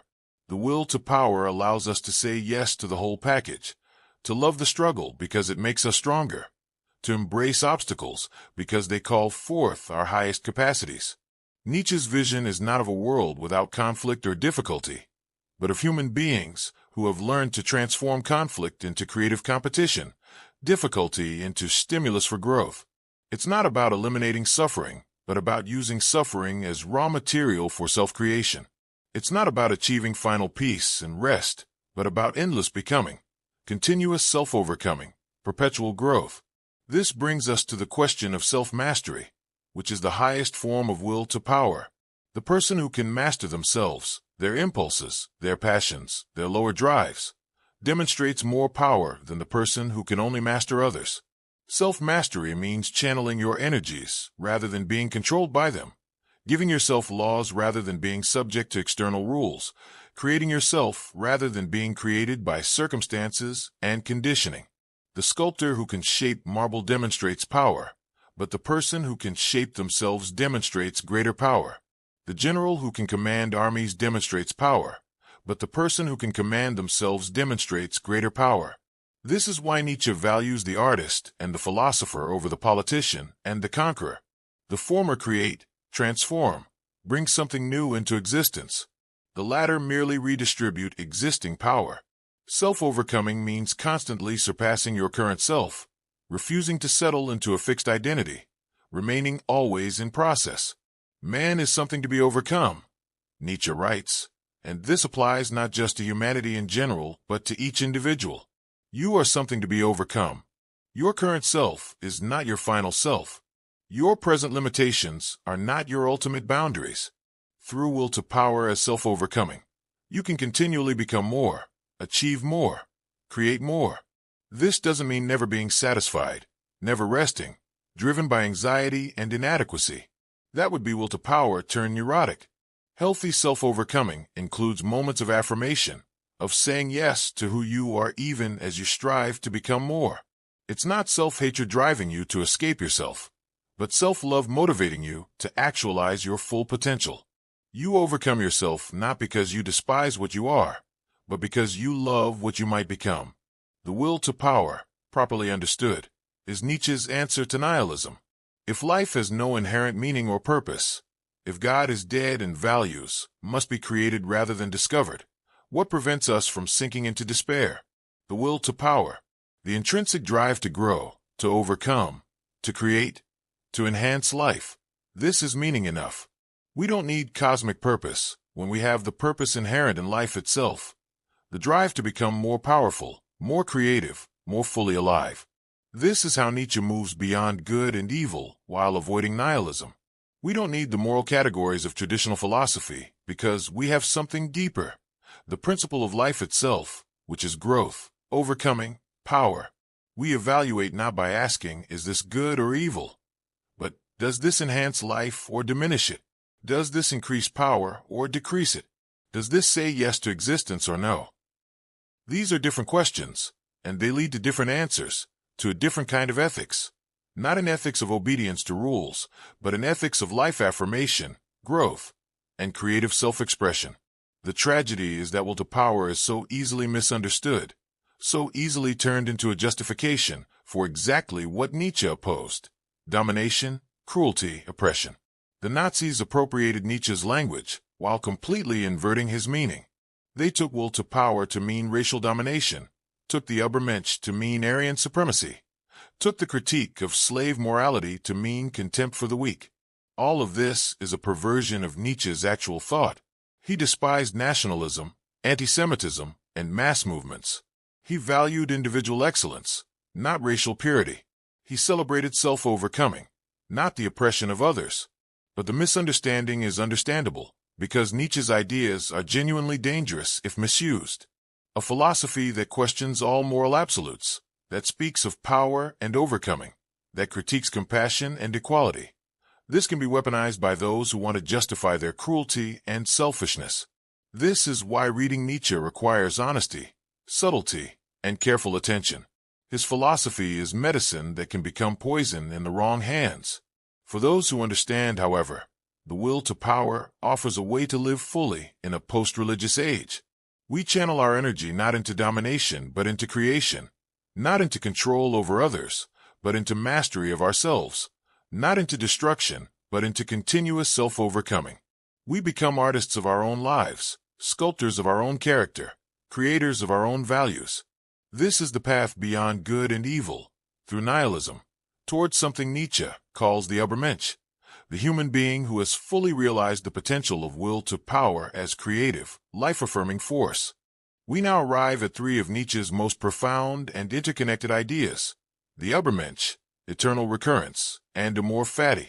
These concepts represent the positive heart of his philosophy, his answer to the question that haunts modernity. How do we live meaningfully after the death of God? How do we affirm life in a universe that has no inherent purpose? How do we create values in the void left by collapsing traditions? These three ideas, the ubermensch as the creator of new values, eternal recurrence as the ultimate test of life affirmation, and amor fati as the embrace of necessity, together form Nietzsche's vision of human possibility. Let's begin with the ubermensch, a concept so laden with misinterpretation and historical baggage that we must first clear away what it is not before we can understand what it is. The German word ubermensch is notoriously difficult to translate. Superman sounds comic bookish and suggests superhuman powers. Overman is more literal but awkward. Overhuman captures something of the meaning but lacks poetry. Perhaps we should simply keep the German and let the concept define itself through Nietzsche's usage. What the ubermensch emphatically is not. It is not a biological Superman produced through eugenics or selective breeding. Nietzsche had zero interest in racial theories or genetic engineering. It is not the Nazi-Aryan fantasy of blonde beasts dominating inferior races. Nietzsche despised German nationalism, anti-Semitism, and mass movements of all kinds. It is not a political tyrant or military conqueror who imposes their will through force. Nietzsche valued artists and philosophers far more than politicians and generals. It is not an actual future species that will replace humanity through evolution. The ubermensch is not a biological or historical inevitability. So what is the ubermensch? It is fundamentally a possibility, an ideal, a direction for human development. The ubermensch represents what human beings might become if they fully actualize their creative potential, if they learn to overcome themselves continuously, if they master the art of creating values in a godless universe. The ubermensch is the human being who has moved beyond the death of God, not by despairing or retreating, but by becoming a creator, a legislator, a giver of meaning. And thus spoke Zarathustra, when Zarathustra descends from his mountain solitude to teach humanity. His first teaching concerns the ubermensch. He proclaims, "I teach you the ubermensch. Man is something to be overcome. What have you done to overcome him?" This is the crucial formulation. The ubermensch is not a different species, but humanity overcoming itself, transcending its current limitations, achieving a higher form of existence. Zarathustra continues, "The ubermensch is the meaning of the earth. I beseech you, my brothers, remain faithful to the earth, and do not believe those who speak to you of otherworldly hopes." This is essential. The ubermensch finds meaning here, in earthly existence, not in some transcendent realm or afterlife. Against 2,000 years of Christian teaching that this world is merely a testing ground for the eternal life to come, Nietzsche insists that this life, this earth, this body, these are all we have, and they are enough. The ubermensch says yes to earthly existence without needing heavenly consolation. The ubermensch is characterized by several key qualities. First and most importantly, the ubermensch creates values rather than discovering them or obeying them. Remember, after the death of God, there are no objective values written into the fabric of reality. Values must be created by human beings. But most people cannot bear this responsibility. They want to be told what to value, what to pursue, how to live. They seek authorities, religious, cultural, political, to give them ready-made values. The ubermensch, by contrast, has the strength to create their own values, to legislate for themselves, to say, "This is what I value. This is what gives my life meaning. This is what I affirm." This doesn't mean creating values arbitrarily or capriciously. The ubermensch creates values that emerge from their unique nature, their particular genius, their individual path. They create values that enhance life, that enable flourishing, that say yes to existence. But these are their values, not universal commandments imposed on everyone. The ubermensch gives themselves laws rather than following laws given by others. Second, the ubermensch embodies continuous self-overcoming. They never settle into a fixed identity, never say, "This is who I am and will always be." They constantly transcend their current self, push past their limitations, achieve new heights. They are always becoming, never merely being. This is what Nietzsche means by man is something to be overcome. Your present self is not your final self. You are raw material for self-creation, clay to be shaped, potential to be actualized.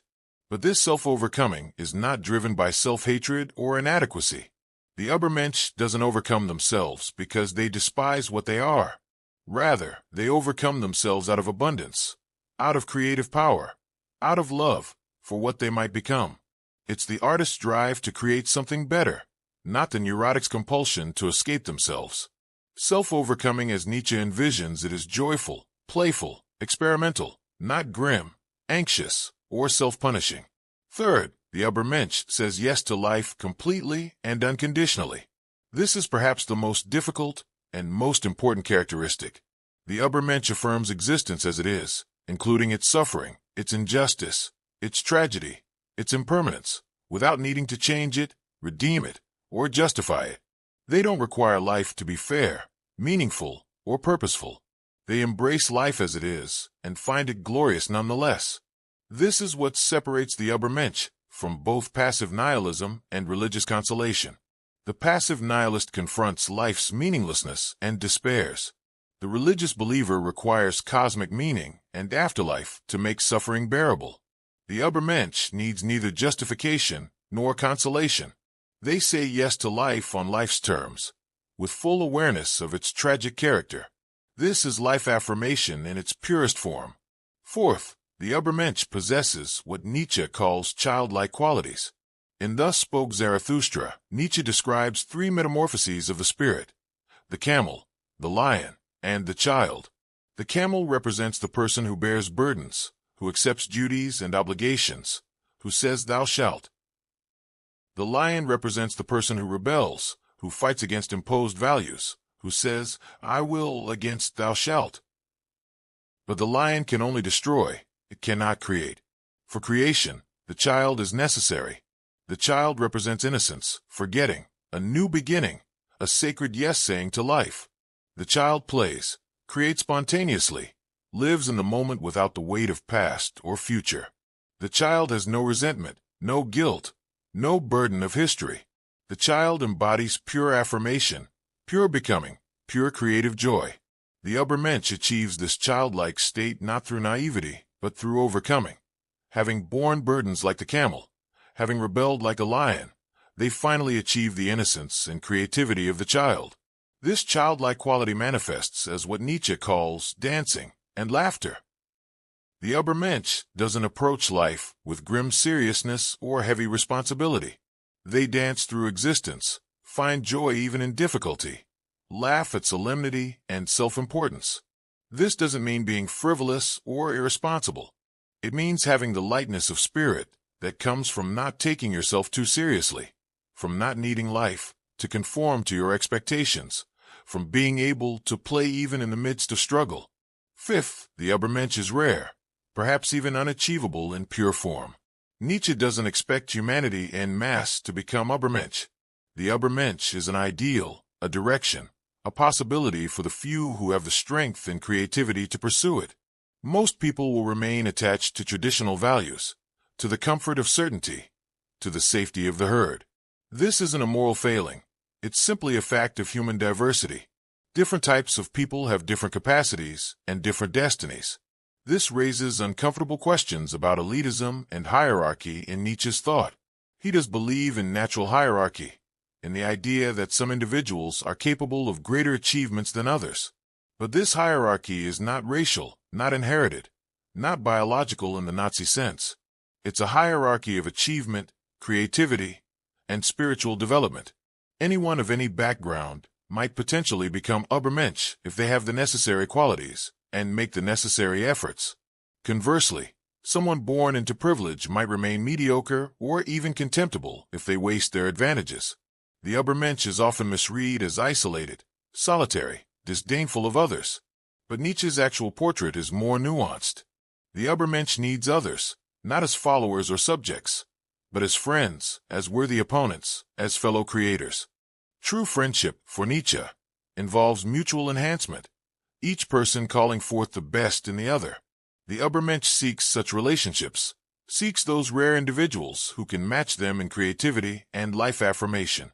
What they avoid is the herd, the mass, those who would drag them down to mediocrity. Zarathustra himself embodies both the possibility and the difficulty of the ubermensch. He descends from his mountain to teach humanity, but humanity mostly doesn't understand him. They want the last man, comfort, safety, mediocrity, not the ubermensch. Zarathustra suffers profound loneliness, what he calls the loneliest loneliness, the isolation of someone who has seen beyond conventional values, but cannot share this vision with others. Yet he persists, continues his teaching, continues his self-overcoming, continues his affirmation of life. This persistence in the face of incomprehension and isolation is itself an expression of ubermensch consciousness. The ubermensch is not the end of Nietzsche's positive vision, but its beginning. To fully understand what it means to be ubermensch, we must turn to eternal recurrence, perhaps the most profound and challenging thought experiment in all of philosophy. Eternal recurrence is Nietzsche's ultimate test of life affirmation, the idea that separates those who truly say yes to existence from those who merely claim to. The thought of eternal recurrence appears most memorably in section 340, one of the Gay Science, titled The Greatest Weight. Nietzsche asks us to imagine a demon who appears to us in our loneliest loneliness and says, "This life as you now live it and have lived it, you will have to live once more and innumerable times more, and there will be nothing new in it. But every pain and every joy and every thought and sigh and everything unutterably small or great in your life will have to return to you, all in the same succession and sequence, even the spider and this moonlight between the trees, and even this moment and I, myself. The eternal hourglass of existence is turned upside down again and again, and you with it, speck of dust." How would you react to this proclamation? Would you curse the demon who told you this? Would you despair at the thought of living your life again and again eternally, with every mistake repeated, every pain endured again, every regret relived infinitely? Or would you answer, "You are God, and never have I heard anything more divine"? Would you embrace the thought, even exult in it? This is the test of eternal recurrence. First, we must be clear. Eternal recurrence is not a cosmological theory that Nietzsche is asserting as scientific fact, though he sometimes speculated about it in those terms. Rather, it's an existential test, a thought experiment, a way of evaluating your relationship to your own life. The question is not whether eternal recurrence is literally true, but how you would respond if it were true. Your response reveals everything about your attitude toward existence. If the thought of eternal recurrence fills you with horror, if you would curse the demon, if you would be crushed by this weight, this reveals that you fundamentally reject your life as it is. You want it to be different. You have regrets you cannot bear to repeat. You endure life rather than affirm it. You're waiting for something better, something different, some redemption or transformation that would finally make life acceptable. But eternal recurrence says, no transformation, no redemption, no change. Everything exactly as it is, forever. If this horrifies you, you have not achieved life affirmation. On the other hand, if the thought of eternal recurrence exhilarates you, if you would embrace it joyfully, if you would want your life repeated eternally exactly as it is, this reveals complete life affirmation. You have no fundamental regrets. You wouldn't change the essential character of your existence, even if you could. You love your fate so completely that you want it repeated infinitely. This is the consciousness of the ubermensch. The genius of eternal recurrence as a thought experiment is that it applies to every moment. Right now, in this moment, whatever you're doing, however you're living, would you want this moment repeated eternally? If not, why are you living this way? The thought of eternal recurrence forces absolute responsibility for every choice, every action, every moment. Nothing is throwaway. Nothing is just killing time. Nothing can be dismissed as a temporary compromise until real life begins. This is real life, and it's eternal. Eternal recurrence also eliminates the possibility of eventual redemption or progress. Many philosophies offer the consolation that suffering now will be redeemed later, in heaven, in a communist utopia, in personal growth that makes past pain worthwhile. But eternal recurrence says, the suffering comes back too. Your growth will be undone, and you'll have to grow again. Every achievement will be repeated along with every failure. There's no final state of perfection, no ultimate redemption, no escape from the cycle. If you can love your life despite this, if you can love it because of this, you have achieved something extraordinary. The concept also gives radical significance to the present moment. If this moment repeats eternally, then this moment is eternal. You're not living towards some future goal that will finally make life meaningful. This moment, exactly as it is the meaning. The eternal is not somewhere else, in another realm or another time. The eternal is here, now, in the repetition of this exact moment infinitely. This is a kind of secular mysticism, finding eternity in time rather than beyond time. How does eternal recurrence connect to the ubermensch? The ubermensch is the human type who can pass the test of eternal recurrence, who would want their life repeated eternally. They live in such a way that every moment is worthy of eternal repetition. They have no fundamental regrets because they take full responsibility for their choices. They create their life as a work of art, and like any great artwork, they would not want a single brushstroke changed. The eternal recurrence is both the test that reveals whether someone has achieved ubermensch consciousness and the ideal that guides the ubermensch in living. But we must ask, is it even possible to live this way? Can anyone truly achieve this level of life affirmation? Nietzsche himself seems uncertain. The thought of eternal recurrence appears to Zarathustra as his greatest trial, the teaching that almost destroys him. When his animals explain eternal recurrence back to him, Zarathustra rebukes them for making it seem too easy, too simple, for turning it into a mere doctrine rather than the abyssal thought that it is. The eternal recurrence is not something you believe, it's something you live, and living it requires transformation at the deepest level of your being. This brings us to a more fatty love of fate, which Nietzsche calls his formula for greatness in a human being. Amor fati is the psychological attitude necessary to embrace eternal recurrence. It means loving everything that happens, not just accepting it or enduring it, but actively loving it. Not merely tolerating your fate, but wanting your fate. Embracing it is necessary and good. Amor fati goes far beyond Stoic resignation. The Stoics taught acceptance of fate. You cannot control external events, so focus on controlling your responses. Accept what happens with equanimity. This is admirable, but it's still a kind of endurance. The Stoic accepts fate because they have no choice, because resistance is futile and causes suffering. They make the best of necessity. Nietzsche demands something more radical, not acceptance but love, not resignation but affirmation, not making the best of necessity, but seeing necessity as good in itself. Amor fati means looking at everything that has happened in your life, including the painful parts, the shameful parts, the parts you wish had been different, and saying, I wouldn't change any of it. Not because I've rationalized it or found silver linings or learned lessons, but because all of it together makes my life, and I love my life completely. This seems psychologically impossible. How can you love your traumas, your failures, your losses? Nietzsche's answer is that you love them not in isolation, but as part of the whole. You cannot extract individual elements from your life story and evaluate them separately. Everything is connected. Your suffering shaped your character. Your failures taught you lessons that success never could. Your losses opened possibilities that contentment would have closed. The person you are now is the product of everything that happened, good and bad. To reject any part of your past is to reject yourself. Amor fati is not passive. It doesn't mean accepting everything that happens without trying to change it. You still act, strive, pursue goals, try to shape your life. But when things don't go according to plan, when you fail or suffer or lose, you embrace this too. You integrate it into your life story, find its necessity, love it as part of your fate. The past cannot be changed, so amor fati means loving the past completely. The future is uncertain, so you act to shape it. But whatever future becomes past, you will love that too. This attitude transforms your relationship to regret. Most people are haunted by regret. If only I had chosen differently. If only things had gone another way. Regret is a form of rejecting your actual life in favor of an imagined alternative.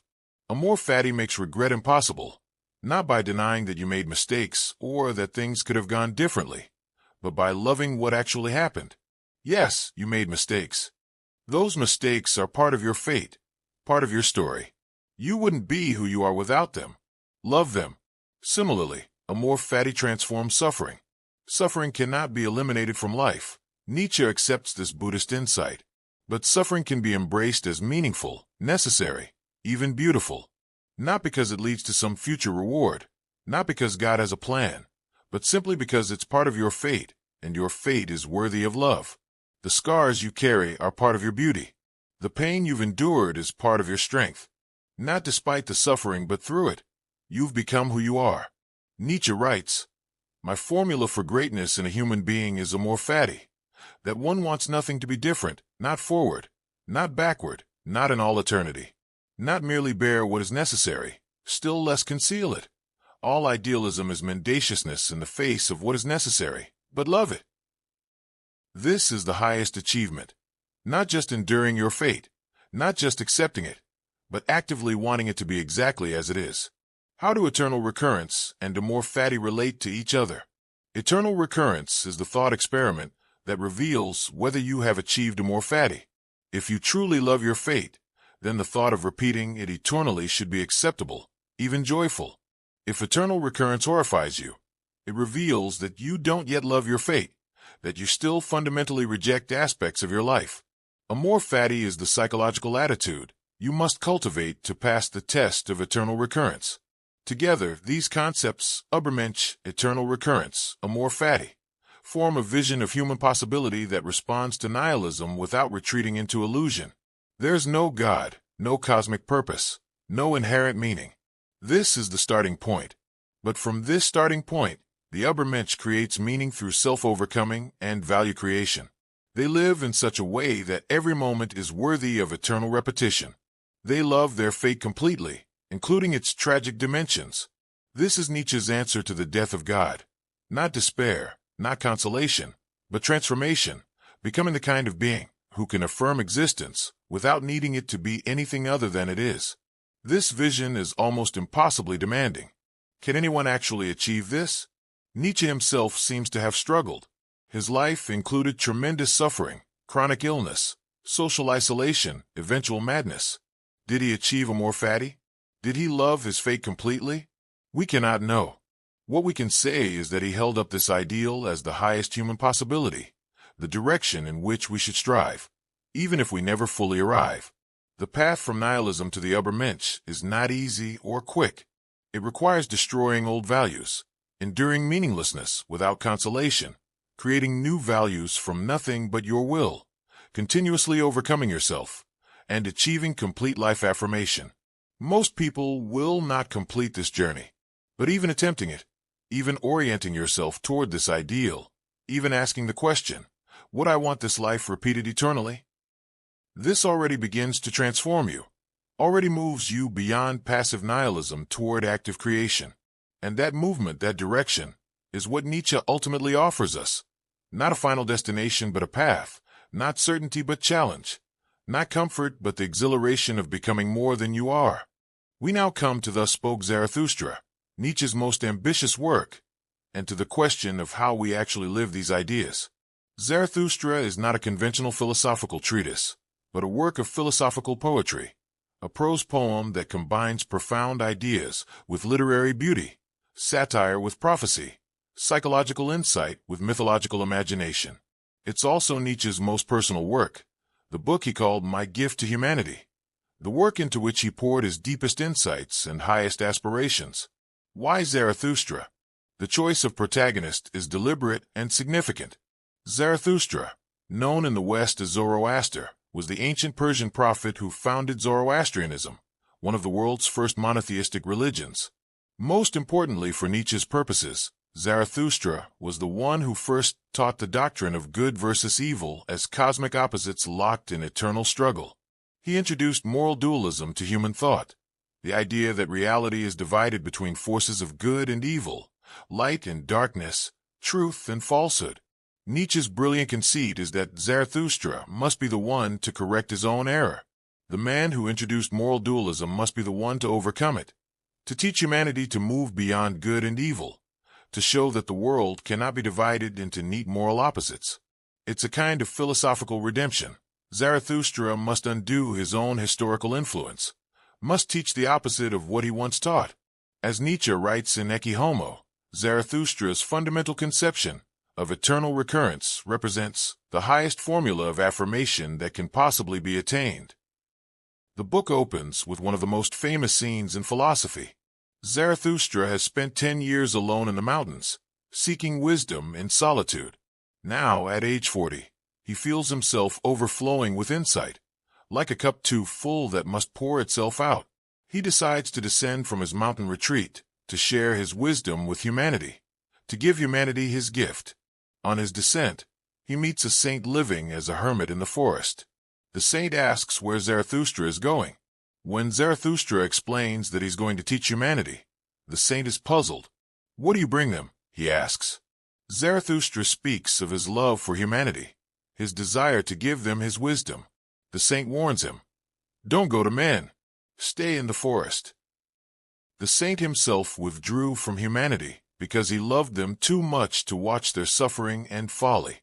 He now spends his days praising God. After they part, Zarathustra reflects, could it be possible? This old saint in the forest has not yet heard that God is dead. This casual remark contains devastating irony. The saint still lives in the old world, the world where God provides meaning and purpose. He doesn't know that the foundation of his entire way of life has crumbled. Zarathustra, by contrast, knows that God is dead and is trying to teach humanity what comes next. Zarathustra arrives in a town where a crowd has gathered to watch a tightrope walker. He tries to speak to them about the ubermensch, about overcoming humanity, about creating new values. But the crowd doesn't understand. They mock him or ignore him. When Zarathustra warns them about the last man, The human type that has made comfort and mediocrity into ideals, the crowd responds enthusiastically. Give us this last man, O Zarathustra. They want exactly what Zarathustra warns against. They want safety, pleasure, entertainment, the elimination of all risk and struggle. They blink at him uncomprehendingly when he speaks of greatness. The tightrope walker then falls to his death. As he lies dying, he whispers to Zarathustra that the devil will get his soul. Zarathustra comforts him. There's no devil and no hell. Your soul will be dead even sooner than your body. After the man dies, Zarathustra carries the body on his shoulders, looking for a place to bury it. This image is rich with symbolism. Zarathustra bearing the weight of dead values, carrying what humanity no longer needs, but cannot yet release. Eventually, Zarathustra realizes that he cannot teach the masses. He decides instead to seek companions, fellow creators who can understand his teaching. One must still have chaos in oneself to be able to give birth to a dancing star, he proclaims. He's looking for those rare individuals who have the creative chaos necessary to generate new values, who can dance rather than merely march, who contain within themselves the tension between order and disorder that makes creation possible. The book proceeds through 4 parts, each chronicling different aspects of Zarathustra's journey and teaching. One of the most important early teachings is the 3 metamorphoses, which we've touched on before, but deserves fuller exploration. Zarathustra describes how the spirit undergoes 3 transformations, from camel to lion to child. The camel represents the burden-bearing spirit, the one who accepts duties and obligations without question. What is heavy? The camel asks. That I may take it upon me and rejoice in my strength. The camel kneels down to be loaded with weights. It says, "Thou shalt," and accepts what others command.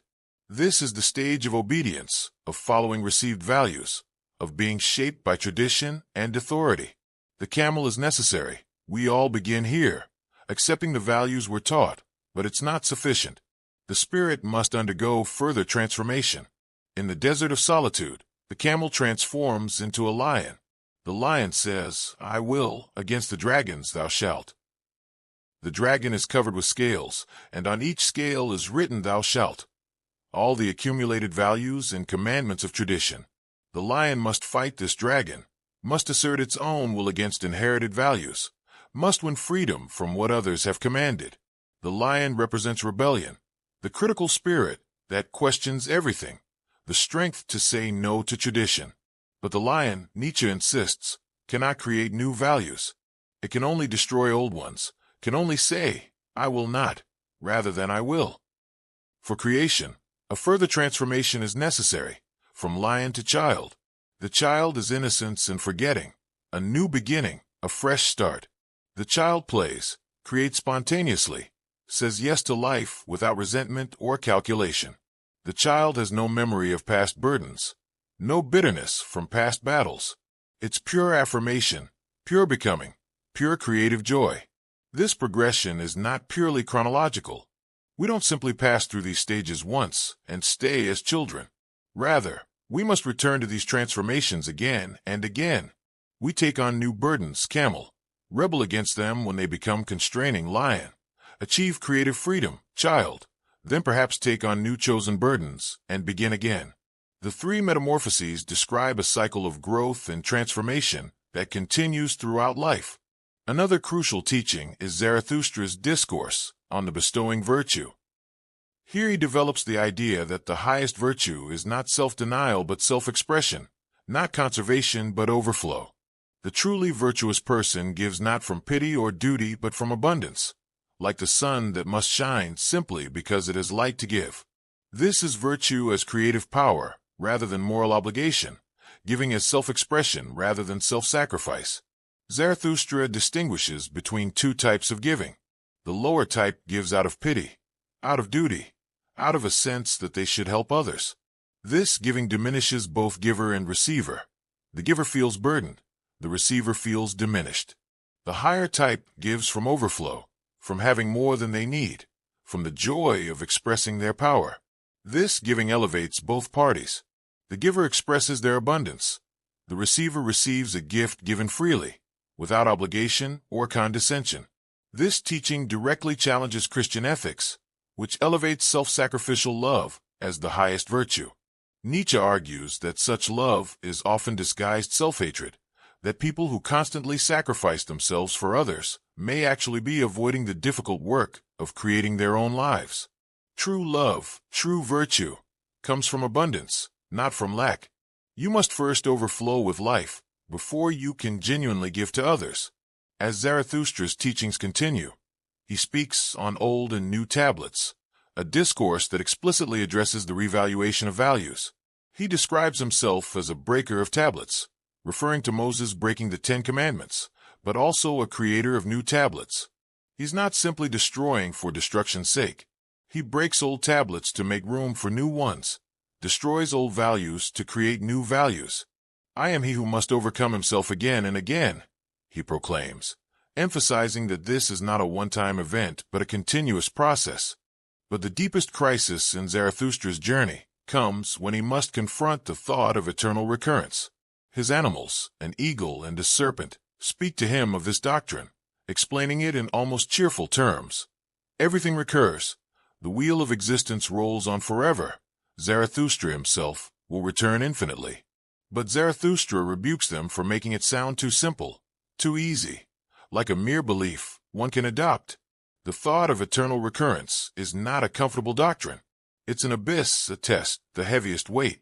What horrifies Zarathustra about eternal recurrence is not primarily the repetition of his own suffering, but the repetition of everything, including the petty, the mediocre, the contemptible. Not just the great moments, but the small moments. Not just the noble, but the base.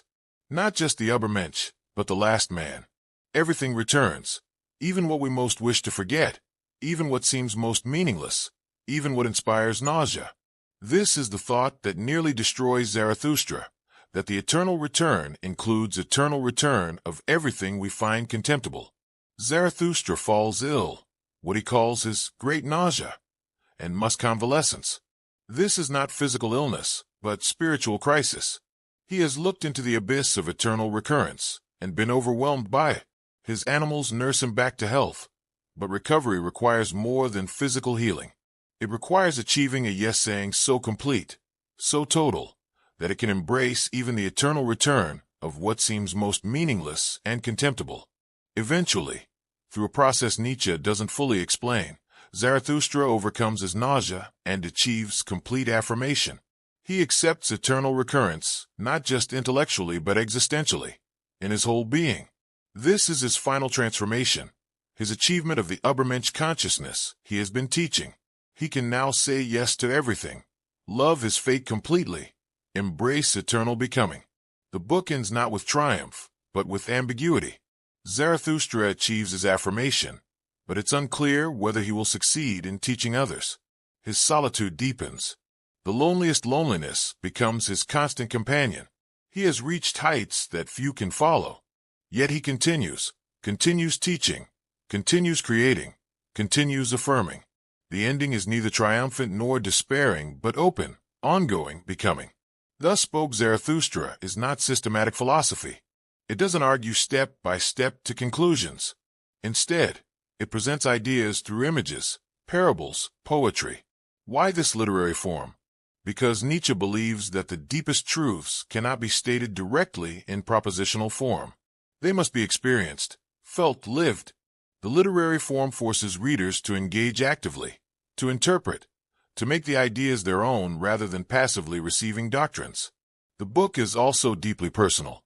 Zarathustra's loneliness reflects Nietzsche's own. His difficulty finding companions who understand reflects Nietzsche's isolation. His struggle with eternal recurrence reflects Nietzsche's own existential crisis. The book is philosophy and autobiography merged, thought and life united. This is philosophy as confession, as self-revelation, as lived experience rather than abstract theory. Now we must address Nietzsche's perspectivism more directly, because it undergirds everything we've discussed. Perspectivism is Nietzsche's theory of knowledge, his answer to the question, how do we know anything? And his answer is radical. We don't have knowledge of things as they are in themselves. We only have interpretations from particular perspectives. The famous statement appears in his notebooks: "There are no facts, only interpretations." And then, self-reflexively, "And this too is an interpretation." This encapsulates perspectivism perfectly. We cannot access reality directly, cannot have a God's eye view, cannot step outside our own perspective to see things objectively. All knowledge is knowledge from somewhere, by someone, for some purpose. This doesn't mean reality doesn't exist or that all interpretations are equally valid. Nietzsche is not a simple relativist. Rather, he's claiming that our access to reality is always mediated by our perspective, and perspectives are shaped by multiple factors. Our biological constitution as human beings, with particular sense organs and cognitive structures, our psychological drives and needs, our cultural and linguistic frameworks, our historical moment and social position, our individual temperament and experience. Different perspectives reveal different aspects of reality. The more perspectives we can adopt, the richer and more comprehensive our understanding becomes. This is why Nietzsche values what he calls the more eyes we use to observe something, the more complete will our concept of this thing, our objectivity, be. Objectivity is not achieved by eliminating perspective, but by multiplying perspectives, by seeing from as many angles as possible. But perspectives are not neutral or purely observational. Every perspective involves interpretation, and every interpretation is an expression of will to power.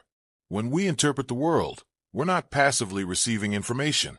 We're actively organizing chaos, imposing meaning, creating coherence. We're using knowledge as a tool to enhance our power, power to predict, to control, to manipulate, to understand. Knowledge is always knowledge for life, never knowledge for its own sake. This has profound implications. It means that truth is not correspondence to reality, but something more like usefulness for life. A true interpretation is one that enhances life, that increases power, that enables flourishing. A false interpretation is one that diminishes life, that decreases power, that leads to decline. This doesn't make truth arbitrary, but it does make it pragmatic, functional, situated. Perspectivism challenges the entire Western philosophical tradition, from Plato onward. Plato believed in eternal forms, objective truths that exist independently of any observer. Descartes believed he could doubt everything except his own thinking existence. Kant believed he could discover the universal structures of human reason. But Nietzsche insists, all of these supposedly objective truths are actually interpretations, reflections of particular types of human beings, with particular needs and values. Even logic and mathematics, which seem most universal and objective, are interpretations. They're tools we develop because they're useful for organizing experience and making predictions. But they're not written into the fabric of reality. Reality itself is neither logical nor illogical, it simply is. We impose logical structures on it, because logic serves our purposes.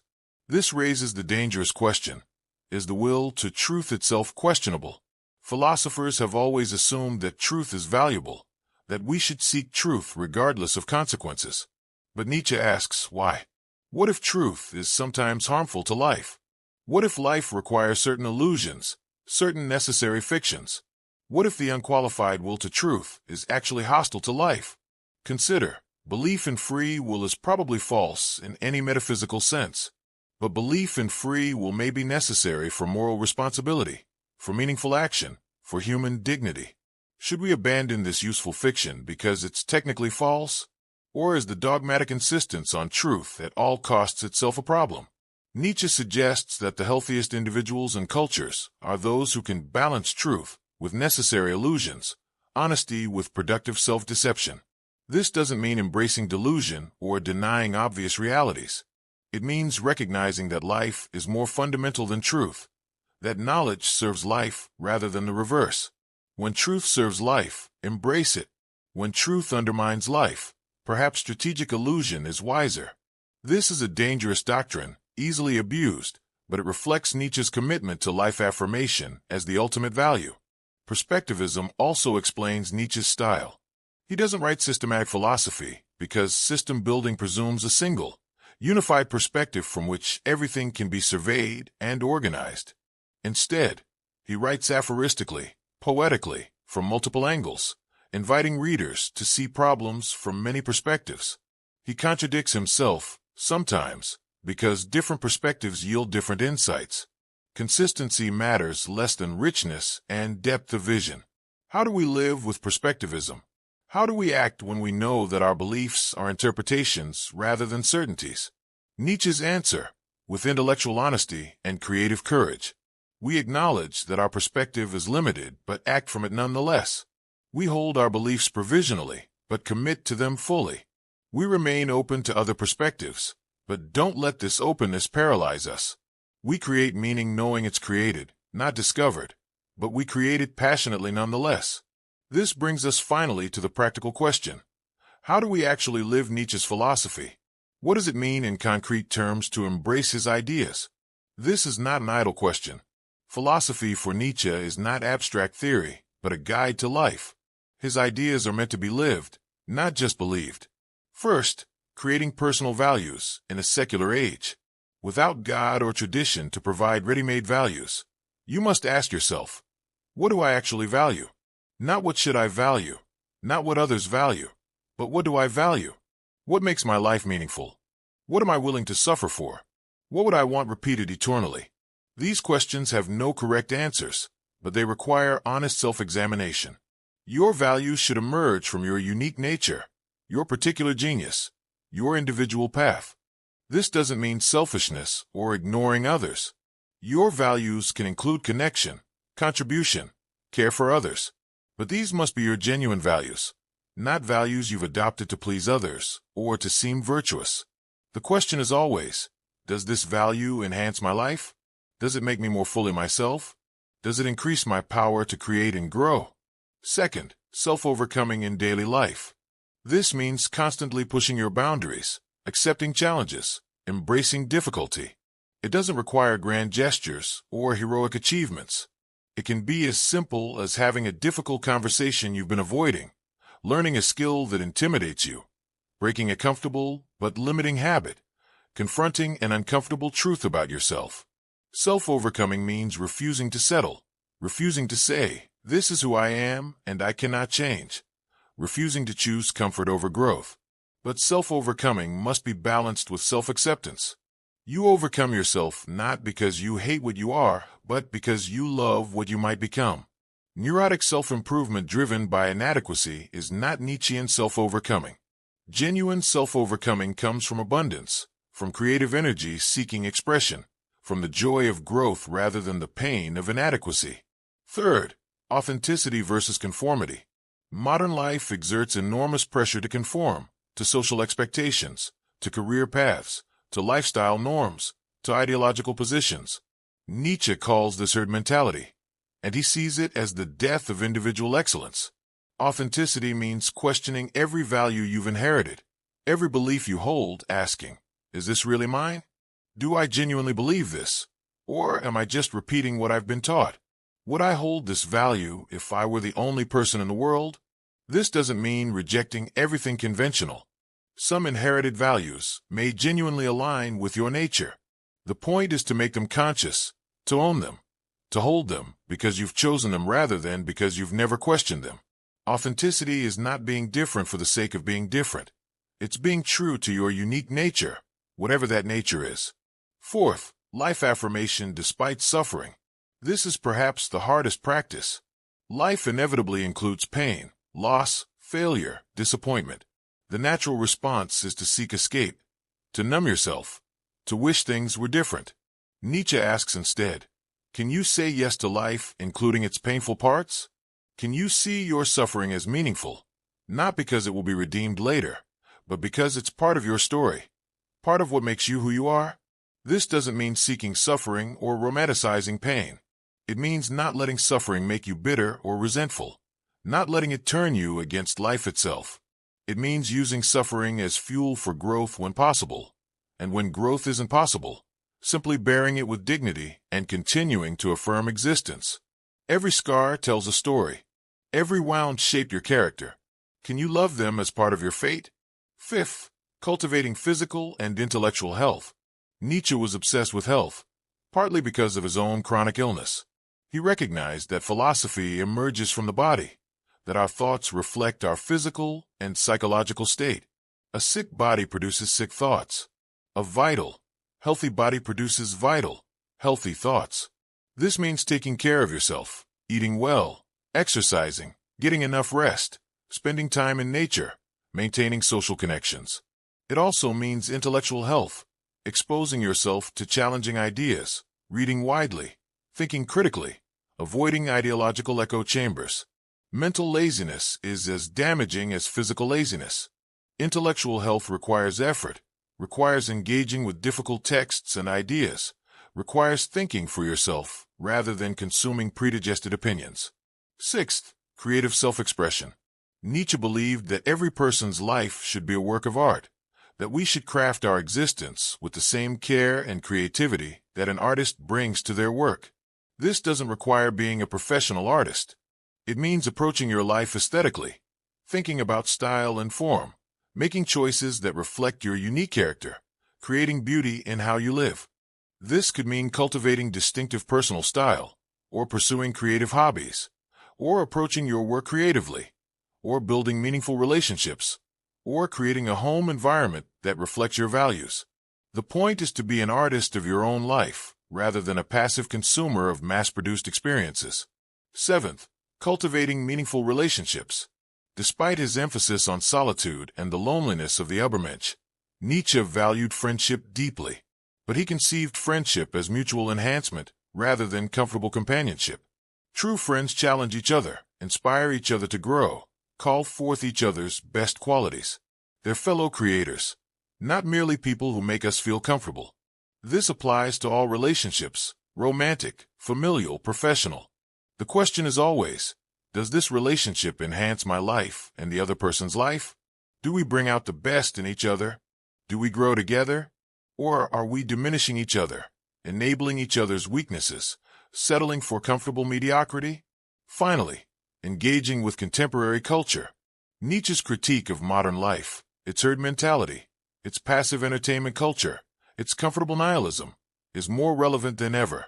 We live in a world of infinite content consumption, social media echo chambers, political tribalism, consumer capitalism that reduces everything to market value. How do we resist the last man tendencies of modern culture? By creating rather than merely consuming.